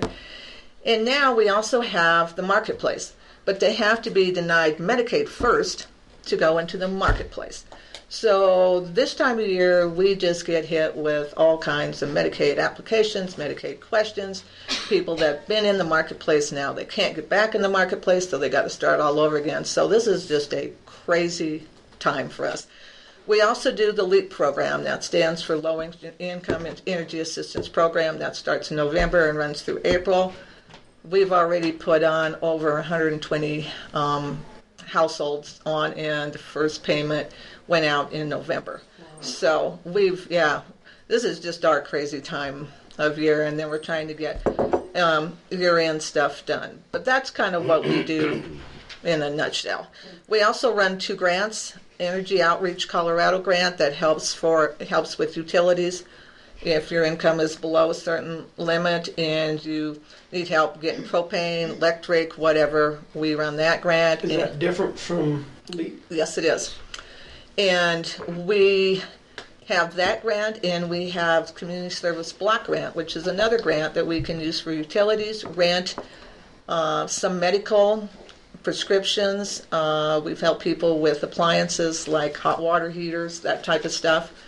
That grant's going to end in the end of this month, but we run those grants too.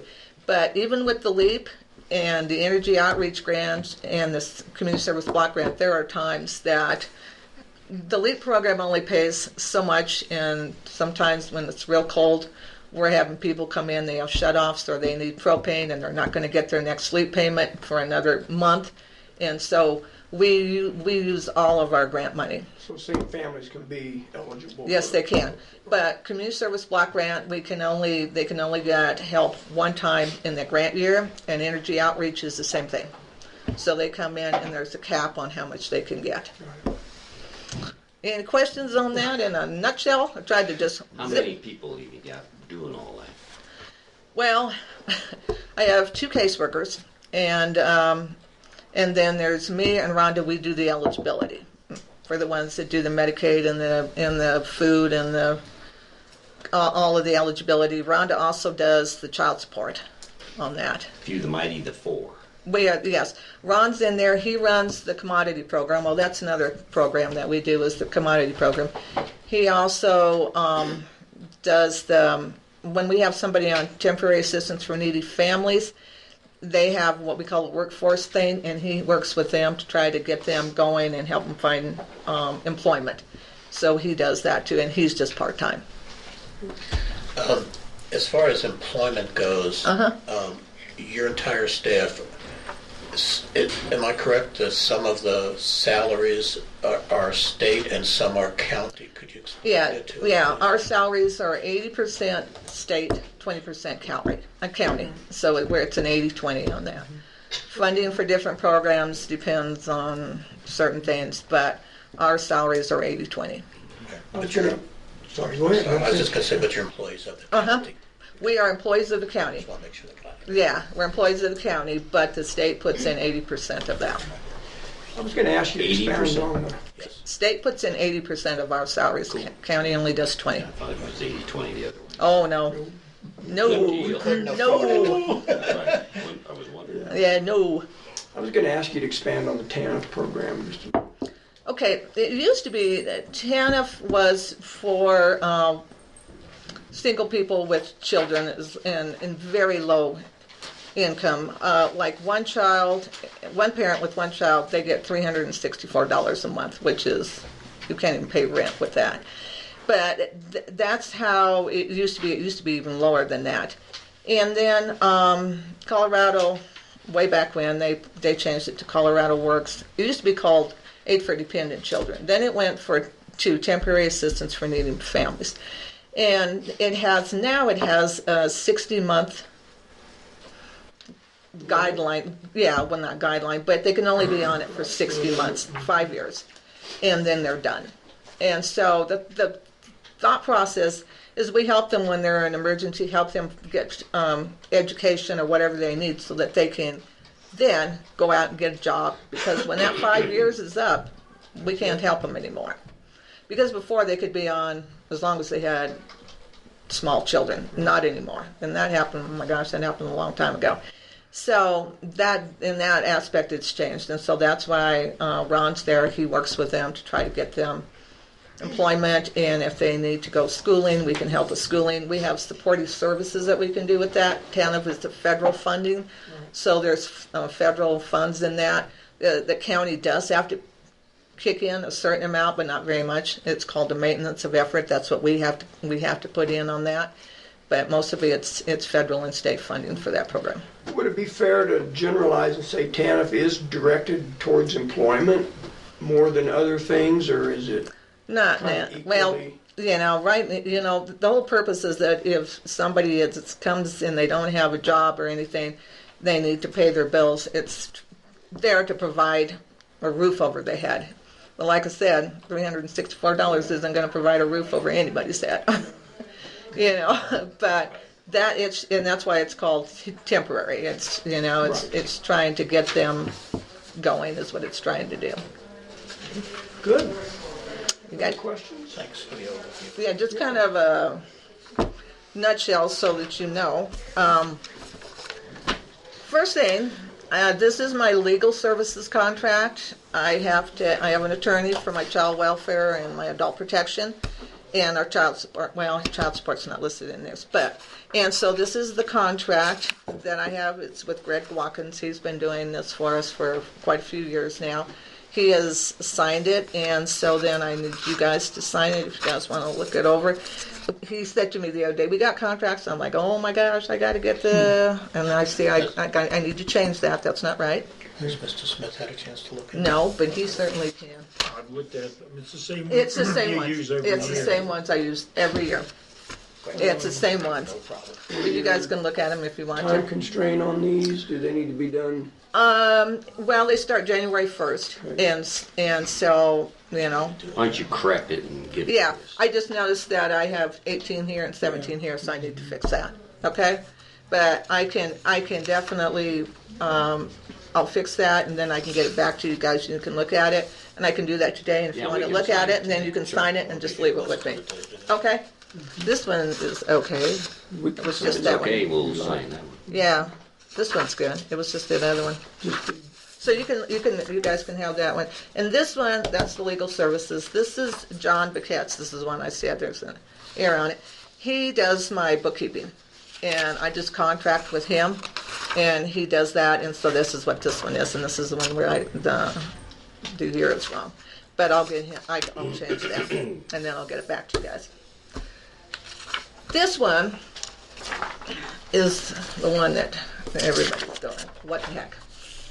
Way back when,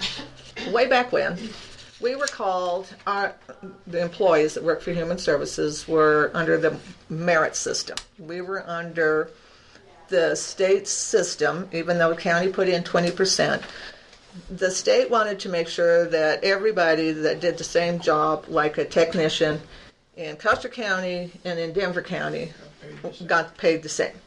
So merit system was in, and it was in for quite a while, but there was some issues and some people got upset, and the director at that time just said, fine, they don't want it, and they did away with merit system. So then it came back down to the counties to just handle it. But here is a little thing, because one of the things when merit system went away, When did it go away? when? Years ago or yesterday? No, it's probably been 15 years ago, Okay. something like that. It's been a while. When it went away, they wanted to ensure that anybody that had like annual time and sick time under the merit system, that it stayed there and it didn't go away. And then it's also supposed to have a thing where the counties are supposed to make sure that wage, not salaries, but surveys are done to ensure that we're being paid the same as it is in other counties, and that really hasn't happened. But it's more to protect the benefits that were there for the employees when merit system went away. This is a lovely little form that needs to be signed that says that the county is doing all of the things that they should according to this. This little piece of paper has had more conversation at directors' meetings and with with Reggie Bika, who is in charge of this thing, about this little piece of paper. Is it worth anything or not? Is everybody happy with it? No. Yeah, they just don't. Some people say, why are we signing this? And and then other people are saying they're signing it to say that they will ensure that those benefits and stuff that were there when the merit system, when it went away, and they said that the county would uphold that. And this is what this piece of paper is about. And I'm supposed to have it back to them by the 1st of January. So Clint has looked it over many, many times. It's one of these forms that comes down from the state that it's paperwork they wanted on file from everybody, and my recommendation has always been, let's sign it. It just really doesn't have any practical effect on what goes on here. No, it really doesn't. It's just something that they had to have, and so to guarantee that was one of the things when they did away with it, they were trying to protect the employees that were still there.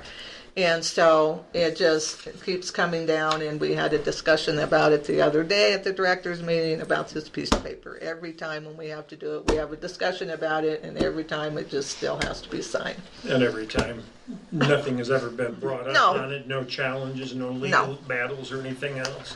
Yeah, so here it is, and if you guys want to look at it, you guys can look at it. I sent it to the last month's board, but they're not here, so... That is true. I'm sorry. Sorry about that. Yeah, the potted plant. I said another potted plant. Yeah. That's what I was going to say. Then this I just got.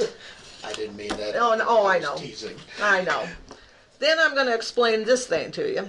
And I didn't have time to send this to you because it just came down. But we have another thing that was put in. That was the hotline for our child welfare.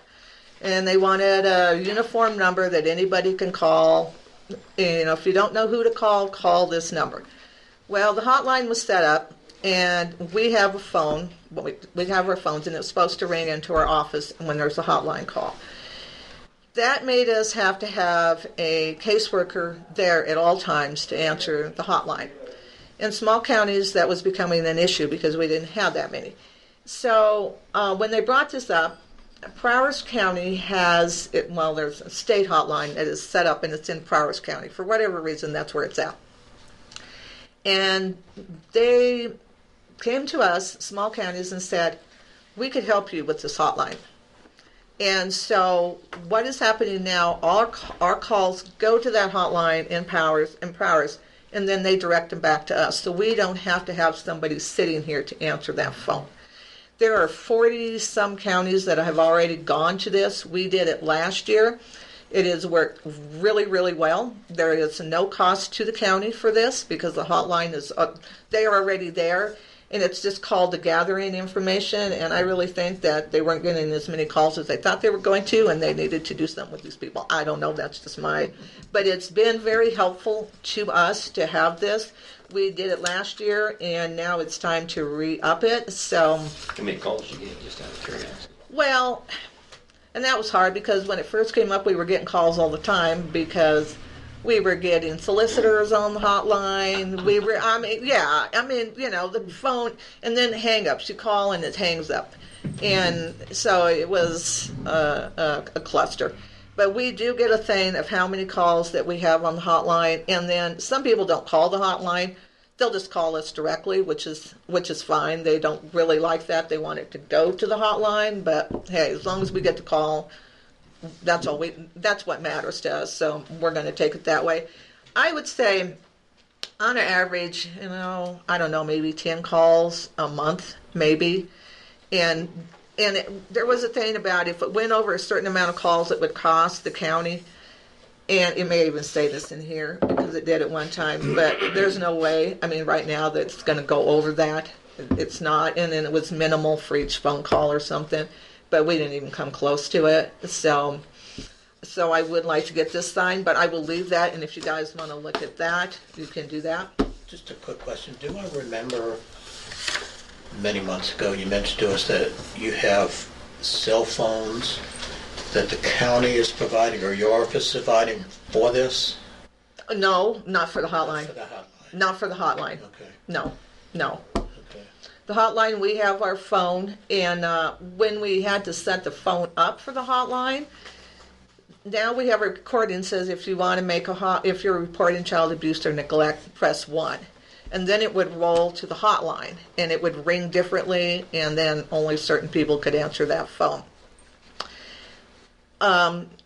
So that's how it still is working. But when it rolls it to the hotline up in Prowers County. So it's not rolling it to us now. You're signing a contract. Yeah, That's the only reason I'm that's asking. some memorandum of understanding. Uh-huh. And maybe we should on all of these. That's what I'm thinking. That way you're not. So I move that we, There you go. I just, don't are want they to- separate or are they together? Can we They're all make a three. motion for I all think we can three? do one motion for all three. Don't you? Yeah, when you want to include this one in there once I change that too. That's Yes. the bookkeeping thing. Yeah, so I And I'll move just we change the approve top. all the So that- requests that so you can name Human them Services if you has care to. for the special project, accrual account contract, legal services contract, what's the other one? And then certificate of compliance, Certificate of compliance, and then the MOU with, and the MOU with Prowers County for the hotline. I'll second it. been moved and seconded to approve and sign the documents for DHS of the accrual accounting system, certificate of compliance, legal services contract, and the MOU with Custer and Prowers County on the hotline. Discussion? Hearing none, we'll proceed to vote. All in favor, say aye. Aye. Aye, opposed, nay. Motion carries. Thank you. Yep. I'm afraid if you sign it without a motion. And she's got one that she's gonna fix. Yes. Yeah, I think we you need got it. that. You got it right there. She gave it.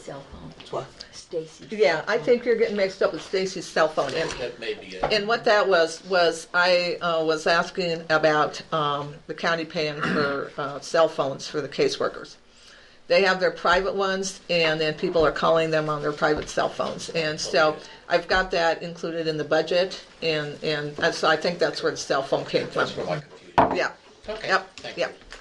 you. And then I have a question about the signature line, and I didn't look at the one you're gonna correct, but Yeah. Okay. if you could provide some clarification there.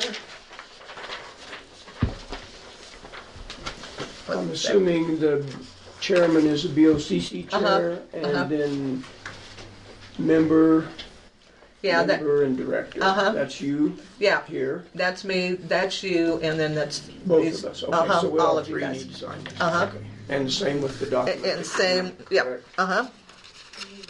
Yes. Yeah, and then this one just had to be signed by you. Okay.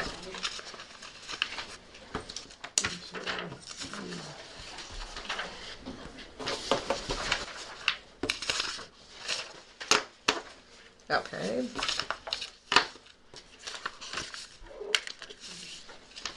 Then, Very much for keeping me on track, so. Yep. it takes a team. Am I a member? Yes. You're a member. Thank you, ma'am. Then, I just came from a meeting. I'm on the Children's Health Fund Committee. And this is a committee that was formed a couple of years ago through the High Mountain Hay Fever Bluegrass Festival. Was giving money to the clinic for children's health. And they felt like that money wasn't being used for children's health. It was just being absorbed into the clinic. So they had donated $40,000, and a committee was set up. And so we have a grant process where we have organizations submit these grants, and then we look at them, and then money is allocated to them. And we're starting our third grant cycle January 10th.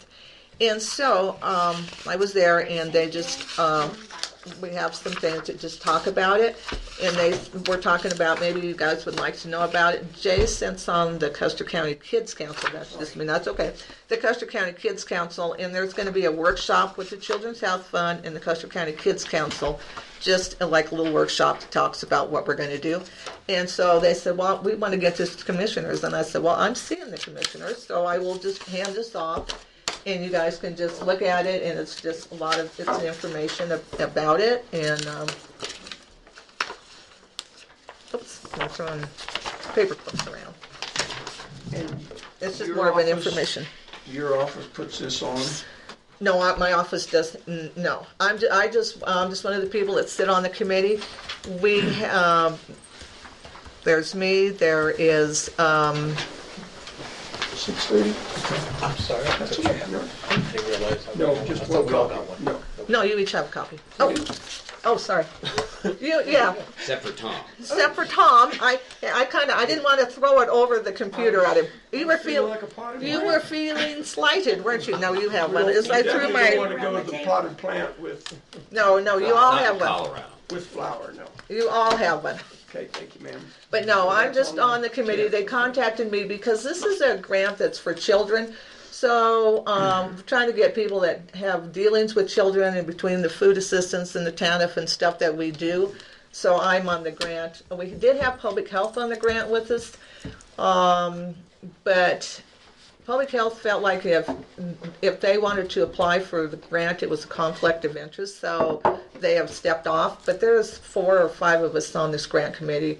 And we're getting ready to gear up again, and they just wanted to give you guys a little information about it. How are you set up? Are you a 501c3 or how do you handle the funds?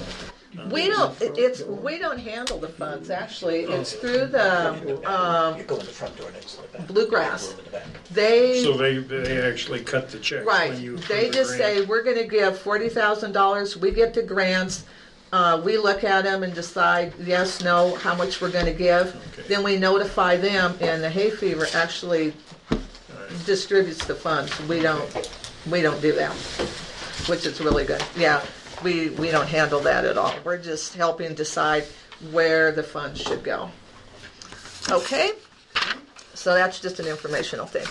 Then I have my horrible report that I have, and it should have been sent to you guys. You got hard And- copies. okay. Oh, good. It is horrible. It is horrible. I couldn't agree with you more on that. It's a horrible thing. I'll be truthful. I've been doing this I know, for I know. a year and I still don't. I know. I totally get you. I totally do. Sorry. And I've tried so hard. I was This doing. is what we were given this morning. That's for June. Oh no, that's not mine. Oh, yeah, no. Yeah, no, you don't even want to go there. But we tried to make it better, and I think it's even more confusing. And part of my problem is that when I do this report, I get a report from the state, but I don't get it in time to be able to get it on here. So that makes it difficult for me to show you guys exactly what I'm doing here. But it tracks all of how many cases we have on TANF and daycare. Oh, I forgot daycare. Daycare is another thing that our department does. And foster care and stuff. And sometimes it tracks like our Medicaid transportation. Medicaid transportation is if somebody that's on Medicaid and they have to go to a doctor and they don't have funds available, then we pay a certain amount. Not we, the county does not do it, it's all federal dollars. But we spend a lot of time working on Medicaid transportation, a lot of time. So I'm just trying to show you, sometimes there's stuff on here like Medicaid transportation and Energy Outreach Colorado and community service block grants, that there's no county funds, but we spend a lot of time working on this. So that's why I have it on there in like the community service block grant. Actually, that is a pass-through, so I budget for that because I have to have money in to pay money out. And so I don't know if it would be easier. Oh, you have it like that. It may be easier to do it that way. But I just try to show you, and it's so complicated right now that I don't know if you really want to get into it. But the next page, which isn't quite as many numbers and stuff on it, is the state allocation. Because I get an allocation from the state for the TANF and the foster care and the daycare. And then, but what is not correct on this is the monthly expenditure, because I can't get that report from the state soon enough to have it all listed on here. So the only thing you see, if you go to the next page on there, like under the foster care, if you look at the top where the monthly expenditure is, you've got foster care, the allocation, the monthly expenditure. That's only showing you what I'm paying out right now for kids who are in foster care. But that's not including salaries that are being paid, because we pay some of the salaries. My caseworkers come out of that. Attorney fees come out of that. And some other stuff. And so that's not being shown in there because I don't have that report by the time I have to do this report. So those are really just benefits. Those are just showing you, yes, how much we're actually just spending in at a home placement for kids. That's all that's showing. And that's true for all. And that's true for, yes, for the TANF in that too. So it's not very accurate. So I'm trying to figure out if I can get that report sooner so I can give you guys a better idea. And then the community service block grant expenditures, that just shows you how many payments we had this month, our yearly date, how much money that we received for that grant, and so that just shows you what we're doing with that. And then the next one is the Energy Outreach Colorado, same thing, how many payments we had that month, what our allocation was, and then, how much we have left at the, and it tells you how the grant year runs. Every grant year is different because we have to make that difficult. Then this one is the number of households receiving food benefits. And it just shows you how many we've had on. We've got charts to show you, how many cases and just information stuff there. What else? And then the next one is the TFAB, and that's our food assistance program, temporary assistance food assistance. It's commodities, and that just shows how many households we served and the individuals and how we did in the month. So those are just kind of informational things. And I know, and it's a lot.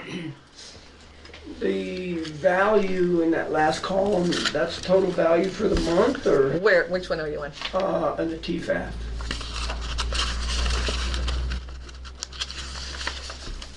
So it's $492.95, for example, in January. Yes, yeah, and we get in it, and we don't pay for any of that. It comes from TFAB and it comes from Care and Share.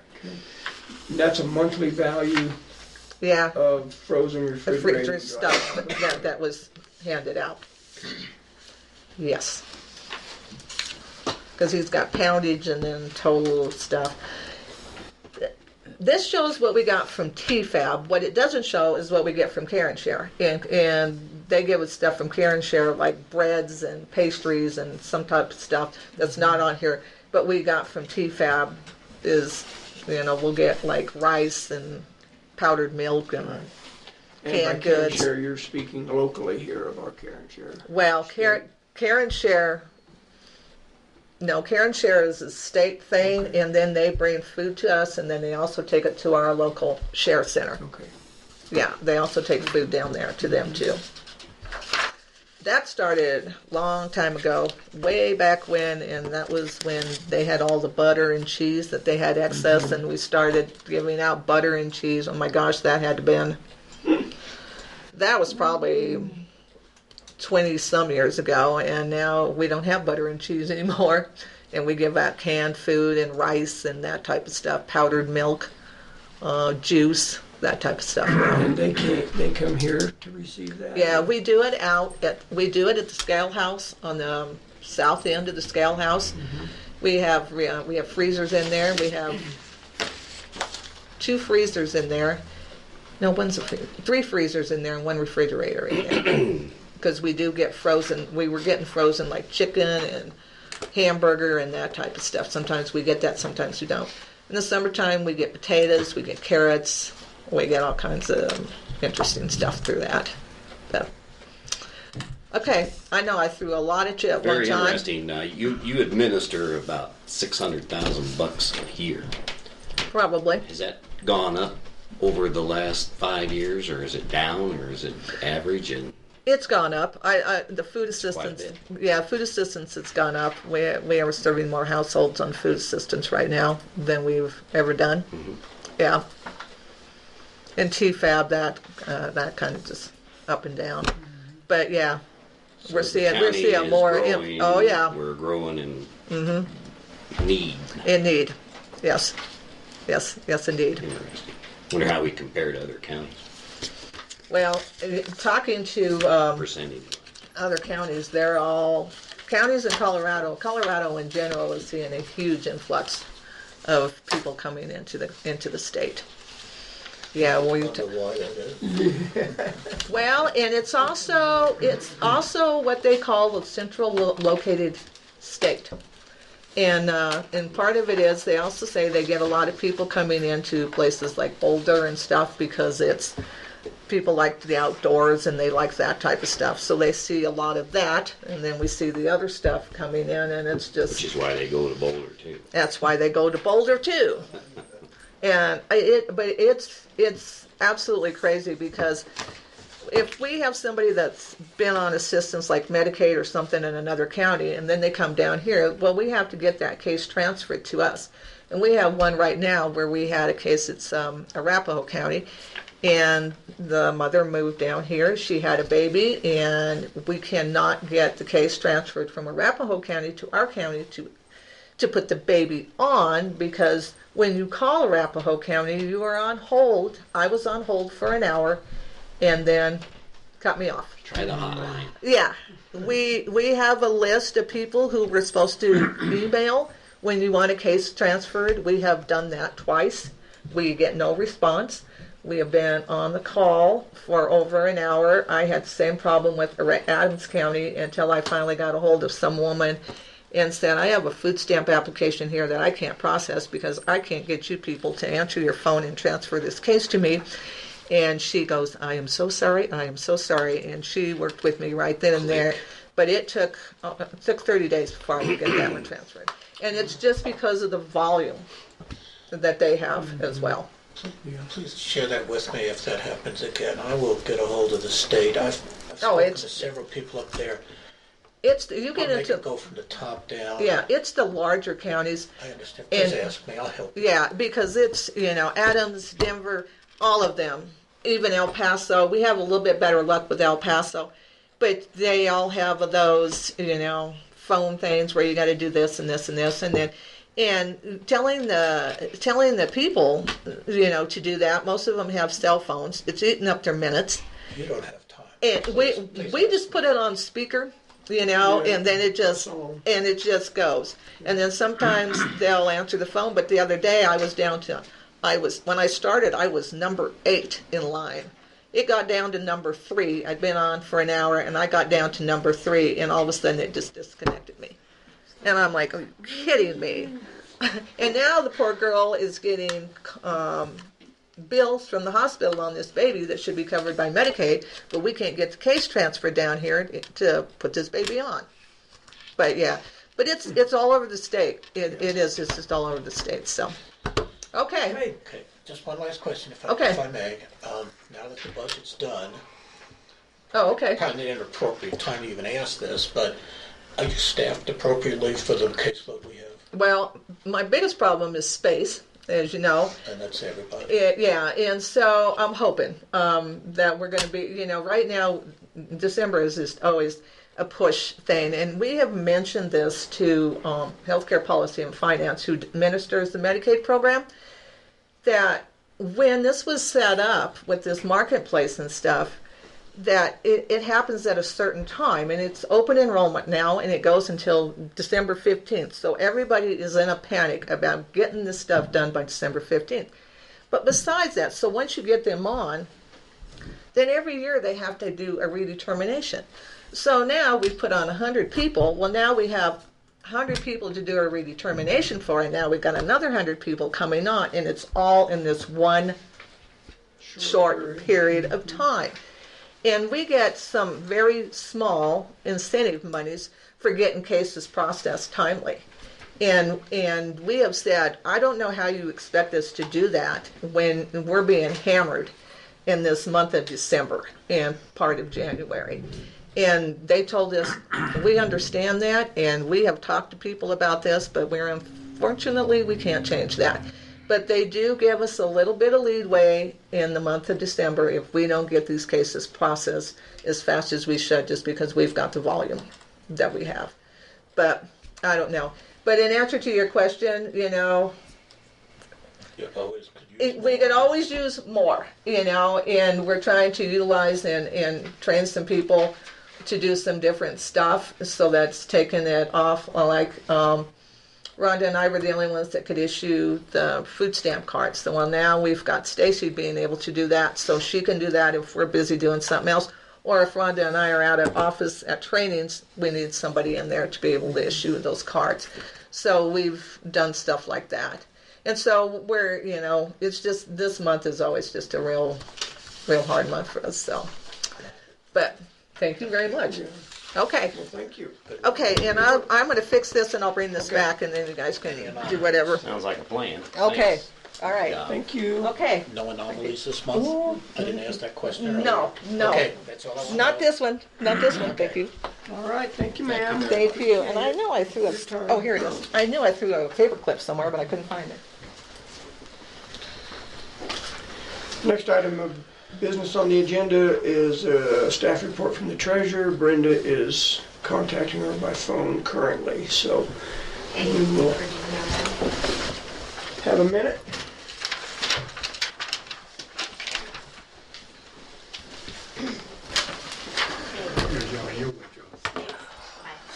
Small print, isn't it?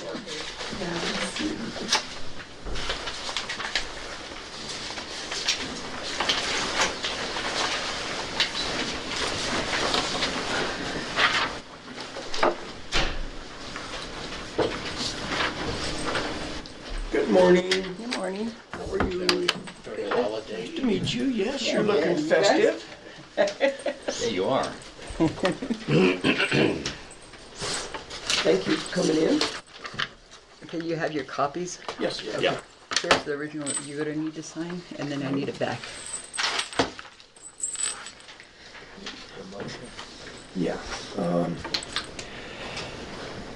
Well, I'd like to think I was well versed enough to ask an intelligent question. It's a lot of numbers. Well, the entities like, let's see, sanitation, fire, Upper, Silver, West Cliff, schools, Rye Fire, hospital, library. Those are all the in and outs. We collect their money for them and then we pay it out at the 10th of every month, except for this month. They'll get 2 checks. They get the one from the 10th, except for the schools. All the other entities, the special districts, will get another check at the end of the month because the auditor requires us to zero out their accounts. But normally it's just once a month by the 10th. And that audit requirement's at the end of each year. That's an annual thing. That's a question I'm embarrassed because I've asked it before and I just don't remember the answer. What are redemptions? Those are when we have a tax lien sale. That's the monies that, that's where we put that money in, and then when they redeem it, we can pay over the tax lien money to the tax lien holder. Thanks. Any anomalies, anything unusual we should know about? Well, just that we're 36,000 now in general, and I'll get on the agenda again at the end of the month to do another transfer because I know we're not going to have, we'll collect enough to get the bills paid. So I think I know the answer to this. Rye Fire Protection, their service. Yeah, area. that's the people that live in that area that's in Custer County. Yeah. We have an IGA with them Yeah. to provide fire service. So do we have to renew that every year? I don't think so. I've never heard of it. I did have for a while there. They didn't file their budget with the state, and I couldn't give them their money for a while. It was like 6 months. They weren't getting any money. And may I ask a question, please? I see you have 3 funds for the school district and then another county school below Rye Fire. Okay, the C1 capital reserve, we haven't used that since I've worked here. That's right below general. I'm speaking to this one, right? The county school? Yes. Yeah. Okay, that's our holding account for when we get mineral lease monies and sale of land and materials. That's just a holding place until we get the breakout from the state to give it to RE2J and C1. And MVL, I do not know that. Motor vehicle license, that's Kelly's office. That's a pass-through account, in and out. Well, I'll move that we accept the treasurer's. I'll second it. Looks good. Been moved and seconded to accept the treasurer's report dated November 1, 2017 through November 30th. Any further discussion? Hearing none, we'll proceed to vote. All in favor, say aye. Aye. Opposed, nay. Motion carries. The report has been accepted and subsequently signed. How's that? The one I marked.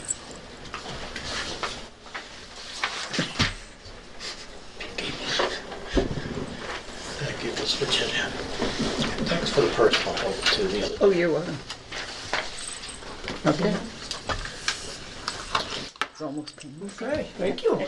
Almost painless. Good to see you.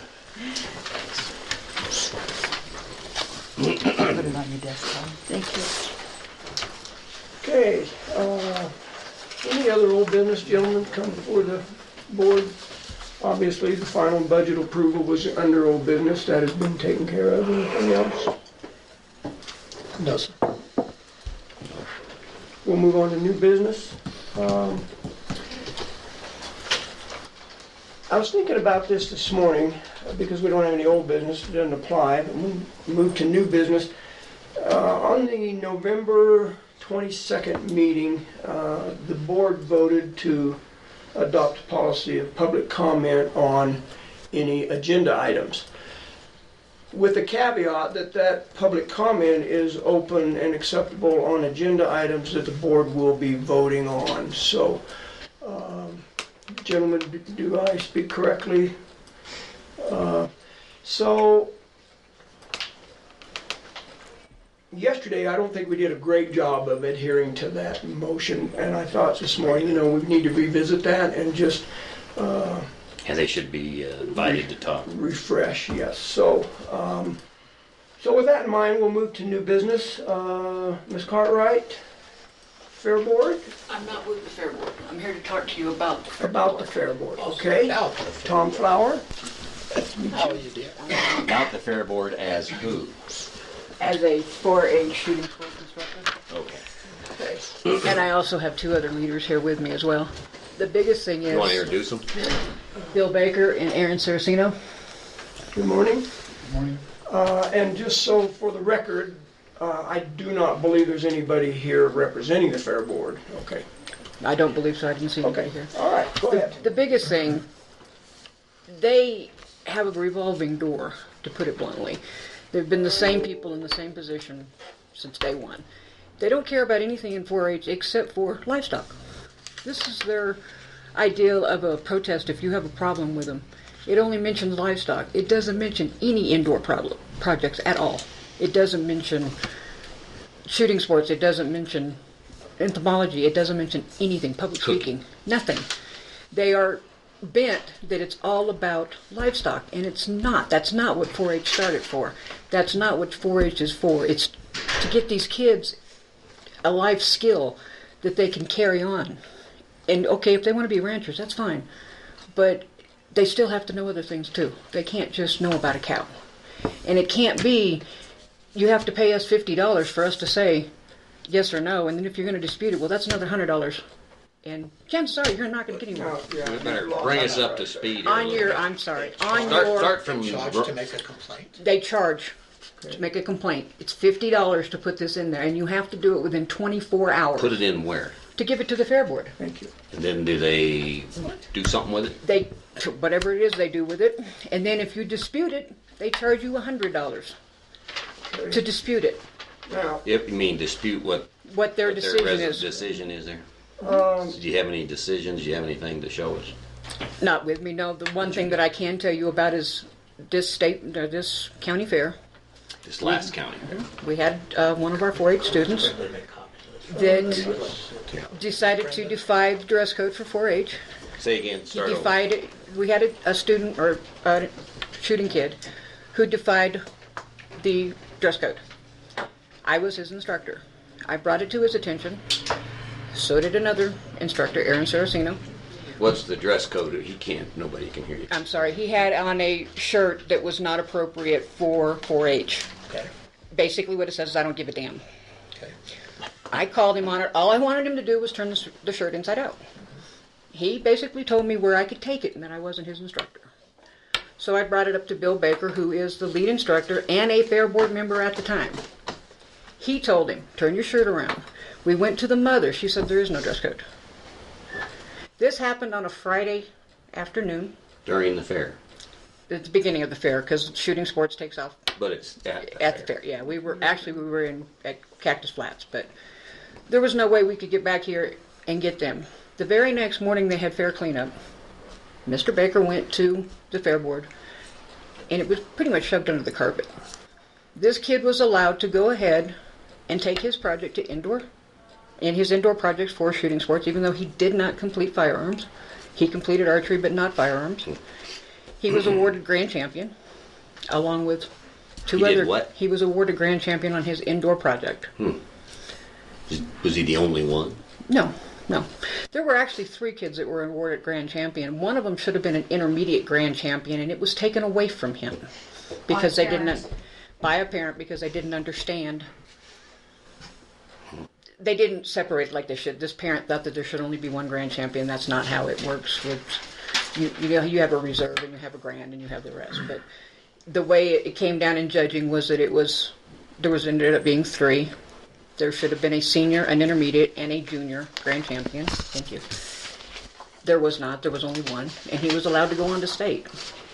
He never should have been allowed to compete in the firearms when he did not finish his project. The fair board didn't want to hear about it. Okay. Can we back up a minute? Obviously, this is all new information to us. I know, and so I we're don't in want processing mode. The document that you initially referred to and you subsequently had copies made of, I'm a little confused about, I guess, your issue with this. This is a document, without reading every word in it, that is a protest and appeals procedure specifically for animal exhibition. It has nothing to do with anything else. Okay, that's fine. It's the only form they have. The only form they have. Okay, but this is designed for livestock, right? This is the only form you get to complain. This is what they hand you. For livestock? Yeah. Okay. Anything. Well, not anything. Anything. Shooting This- sports, you filled this I out. was given this to give that report on a shooting sports problem. And they charge, I see the $50 fee request. But My- it's titled livestock. Right. Am I correct in? Right, apparently it's titled livestock, but they use it for other. They Yes. may, I have Yeah. no That's idea. what That's what they handed out to anybody. It's just, they're so bent on it being about livestock that they don't even want to talk So about I see anybody here else. that they have a refund of the fee if it's valid. If they say, okay, so you're really not being charged a fee if it really is a problem. Yeah, But but if it's found to be bogus, then they say, and I understand to a degree that they That makes want to sense. stop having. They People don't want a just bunch of complain frivolous all things the time. coming in, and I understand that. The problem is that they don't want to hear about it. And to my knowledge, the fair board answers to you guys, not you guys to the fair board. Correct? They're under the umbrella of the commission, yes. If I can, just reading this, I've got a very serious reservation about this. I mean, if you have an issue, you ought to be able to bring the issue up.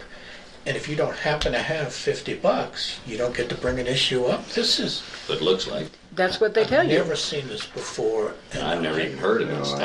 I have a problem. I've been involved with the fair Okay. for a lot of years. Tom, you have. Jay, you were part of this now. Bill Baker was assigned to the fair board by the commissioners. That's correct. They just kicked him off the board. Who did? The fair board dismissed him because they said he was biased and they said he was a bully. Because Now, wait a minute, he was appointed by the board. And They kicked him off? but removed by the fair board. Sounds like we got a We road got- board. We got some serious issues. We got some. Sounds like they're running amok out Who's there that? in the Who's north that? end of the valley. Who's that I 4-H don't. guy? I don't want to come in here and just lay all this to you guys and say you got to fix this, but it does have to be fixed because it's I think we not. need to talk to the fair board, have them come in and see us. Well, if I may, Come up with. certainly the fair board has a set of bylaws. Yep. And as I read those bylaws, I believe there's stipulations in there on removal of people from the board. They didn't make those up. until this year when Bill Baker and another person got on the board is when they made those up if they were doing something unbecoming of a fair board member. What he did that was unbecoming is he told Sarah that the problem that she had addressed and gotten everybody involved in did not involve the fair board. It was a 4-H issue.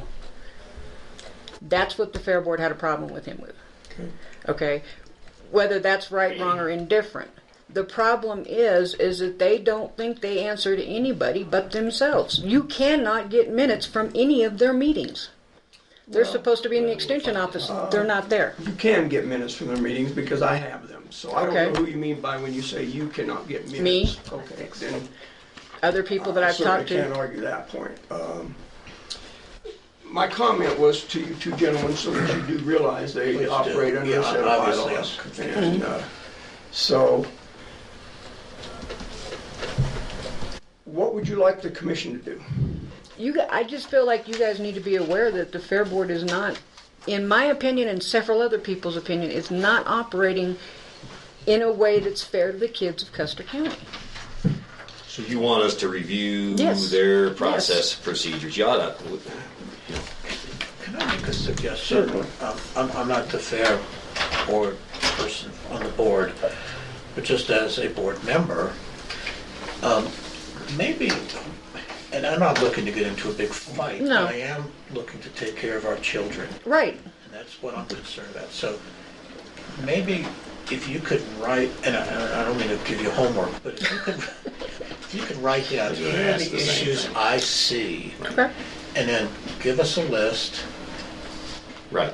We can look at it and determine The only where we go reason with it. the only reason I'm here is for the kids of 4-H because they I need get that. I get that. I've heard the issue of not being broad enough. It's all focused on livestock, and I've heard that before. And sounds like it is an issue. I just want the kids need to be treated fairly. And in the they process need a and life skill. procedures, you need to explain what the issues are and things like you brought up. But you know, Okay. get a nice I can list do that. out and run it by your people. Make I'm sure not everybody's in worried. agreement. They are. I just And haven't let been us the one see to call. what you got. Okay, I can do And that. if I can speak, I'm going to speak for my fellow commissioners, and if they disagree, throw something at me. We really care about this. This has been a hot issue for a long time. It needs to get fixed. We need to get personalities out of it. We need to find out what's right for the children and get it on track. And I hope I'm speaking for all of us when I say that. But these kids need something besides being out here in the streets. We've lost too many kids to suicide. They don't need to do it anymore. They need something else to do. And unless it's fair, they're not going to do it. You're preaching to the choir. I so understand just that. give us I a understand list that. of stuff. Help I can us. do that. Help us. I can do that. Help you. That's all I And needed to All I know. really want to do is help the kids.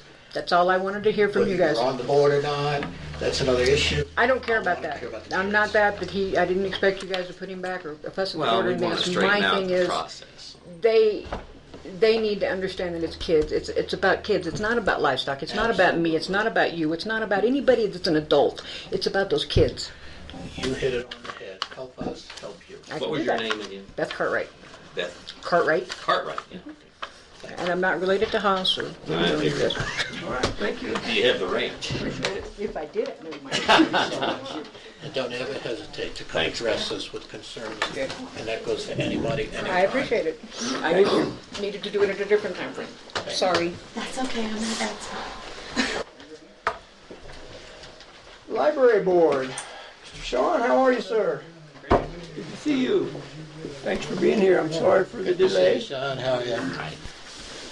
Make sure. If you guys have not met Sean, I'm just throwing this out. He is obviously a Have not relatively new director of the Library Board. Nice to have you here.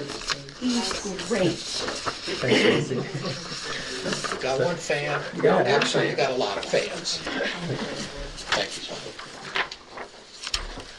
I'm not He sure has his about letterhead for a already. moment. Okay. Sorry. that's fine. So we need to ratify our board members whose terms are up. And it's 3 board members this year because of a previous resignation that was out of cycle. Usually it's about 2 a year. And the board members are David Heppy, Debbie Rabinowitz, and Renee Tobin. Okay. My question would be, I know you're a separate taxing district.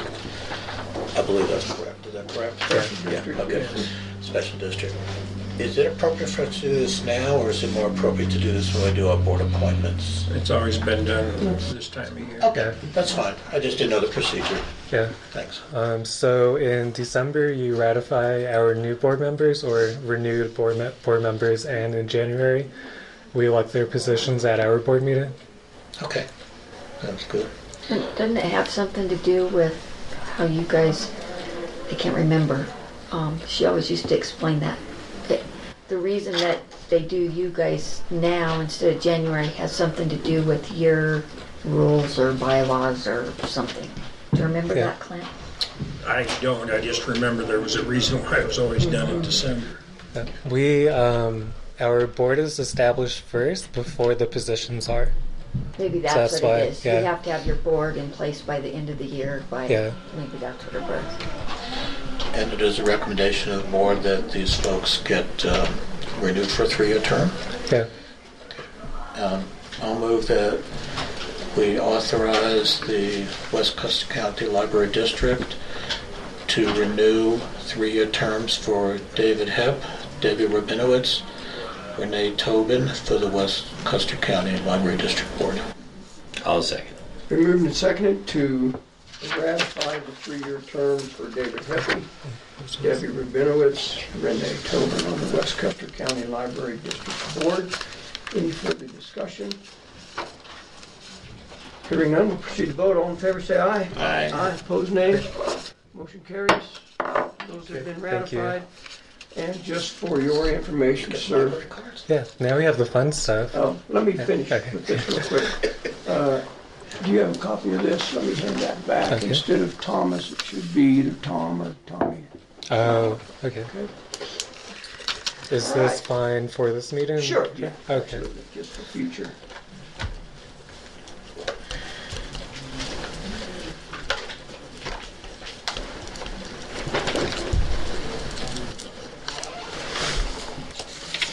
Thanks, sir.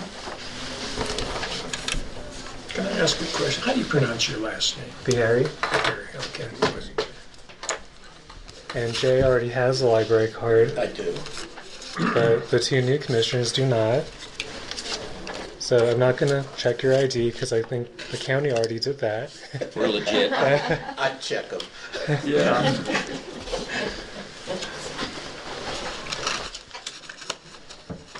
And the library does hold a interagency meeting the second Thursday of every month.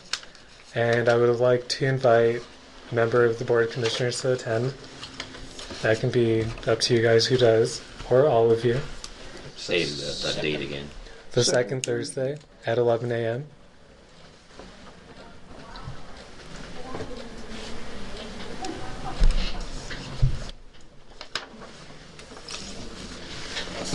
Obviously at the library. Yeah. This month we have a CDOT meeting, so we'll have a conflict, Okay. but hopefully not in the future.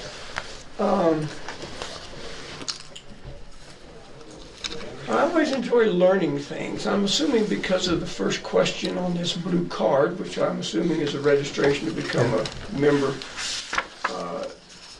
do you need to live in Custer County? So we have several patron categories. There's just our regular adult and student, and that's if you live in Custer County. If you have a library card at another library in Colorado, you are entitled to get one of ours, and that's called a CLC card, Colorado Library Card, and that has fewer borrowing privileges. You can pay for a card if you know that you're not going to be here for that long, or if you don't have an address here. And we do allow people from Gardner and Cotopaxi to sign up. Okay, thank you. So I'm very encouraged with your, I like to listen to books as I drive, and you're expanding that significantly, and I Yeah. really appreciate that. Yeah, we did receive a pretty big donation of materials from the Library of Congress from Representative Scott Tipton, and that included audiobooks. Wonderful.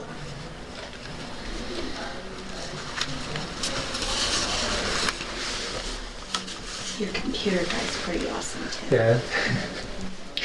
Is there anything that the library district needs that we can help you with that, I mean, other than money and more money, I understand that, Yeah. but is there anything that we as commissioners or the county can do to help? Definitely more connections with other groups in the community, and then we can see how we can work together in that way. We'll be happy to work with you. Thank you. Yes, ma'am. What is the relationship between this library and the Wetmore Library? We don't have an official relationship, besides that we're both libraries in the same county. So the West Custer County Library is part of the Aspen County Union Catalog, which is 115 libraries in Colorado. And the Wetmore Community Library is currently trying to raise funds to join the Union Catalog. And you have your own mill levy, is that correct? That's correct. Yeah. And, okay. And the county funds the Custer. I always thought that was odd and it seemed like they ought to both be under that mill levy. It's different, but you're right. Different service areas. Because Wetmore, although we do allow people from Wetmore to sign up, they're not in our service area. Okay. I'm sorry. Our service area is West Custer County, which is everything besides Wetmore, more or less. That's how that district was set up, and that's how it's funded. It's West Custer County Library. Yeah, I remember when that happened, and I wondered why they wanted to exclude Wetmore out of that. That's a good question. Nobody could ever answer that. That's something we could think about joining and working on, because it only makes sense. Custer County Library is Custer County Library, and you have a branch here and a branch there. It just certainly makes, to me, it seems to make sense. And I think you brought up a good point. Do they have library cards? Are they official? Or Yeah, they're a real library. So, and you reciprocate. Yeah, with who can sign up. I don't know why you wouldn't want to include them in the district. It doesn't make sense. Well, yeah, because That is they're a good struggling question. to raise money to do this thing, and you're They already are, a part yeah. of it. Or did Yeah. they not want to be when they signed up? How did it happen? When did it happen? Yeah, I don't know. In 1989. 89? Just Yeah. a thought. So I did work at the library in Florence, and we in Florence we had a lot more people from Wetmore than up here, for whatever reason.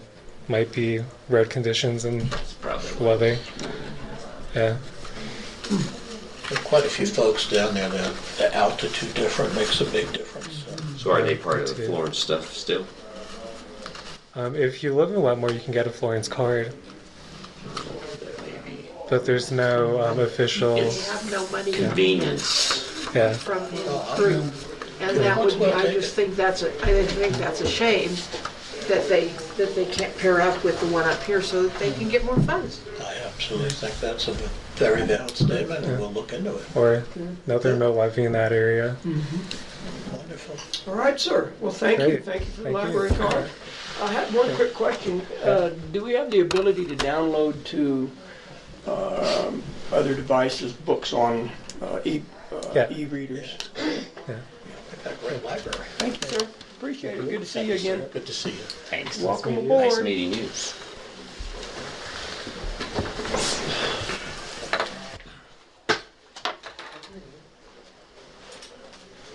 Dallas Anderson.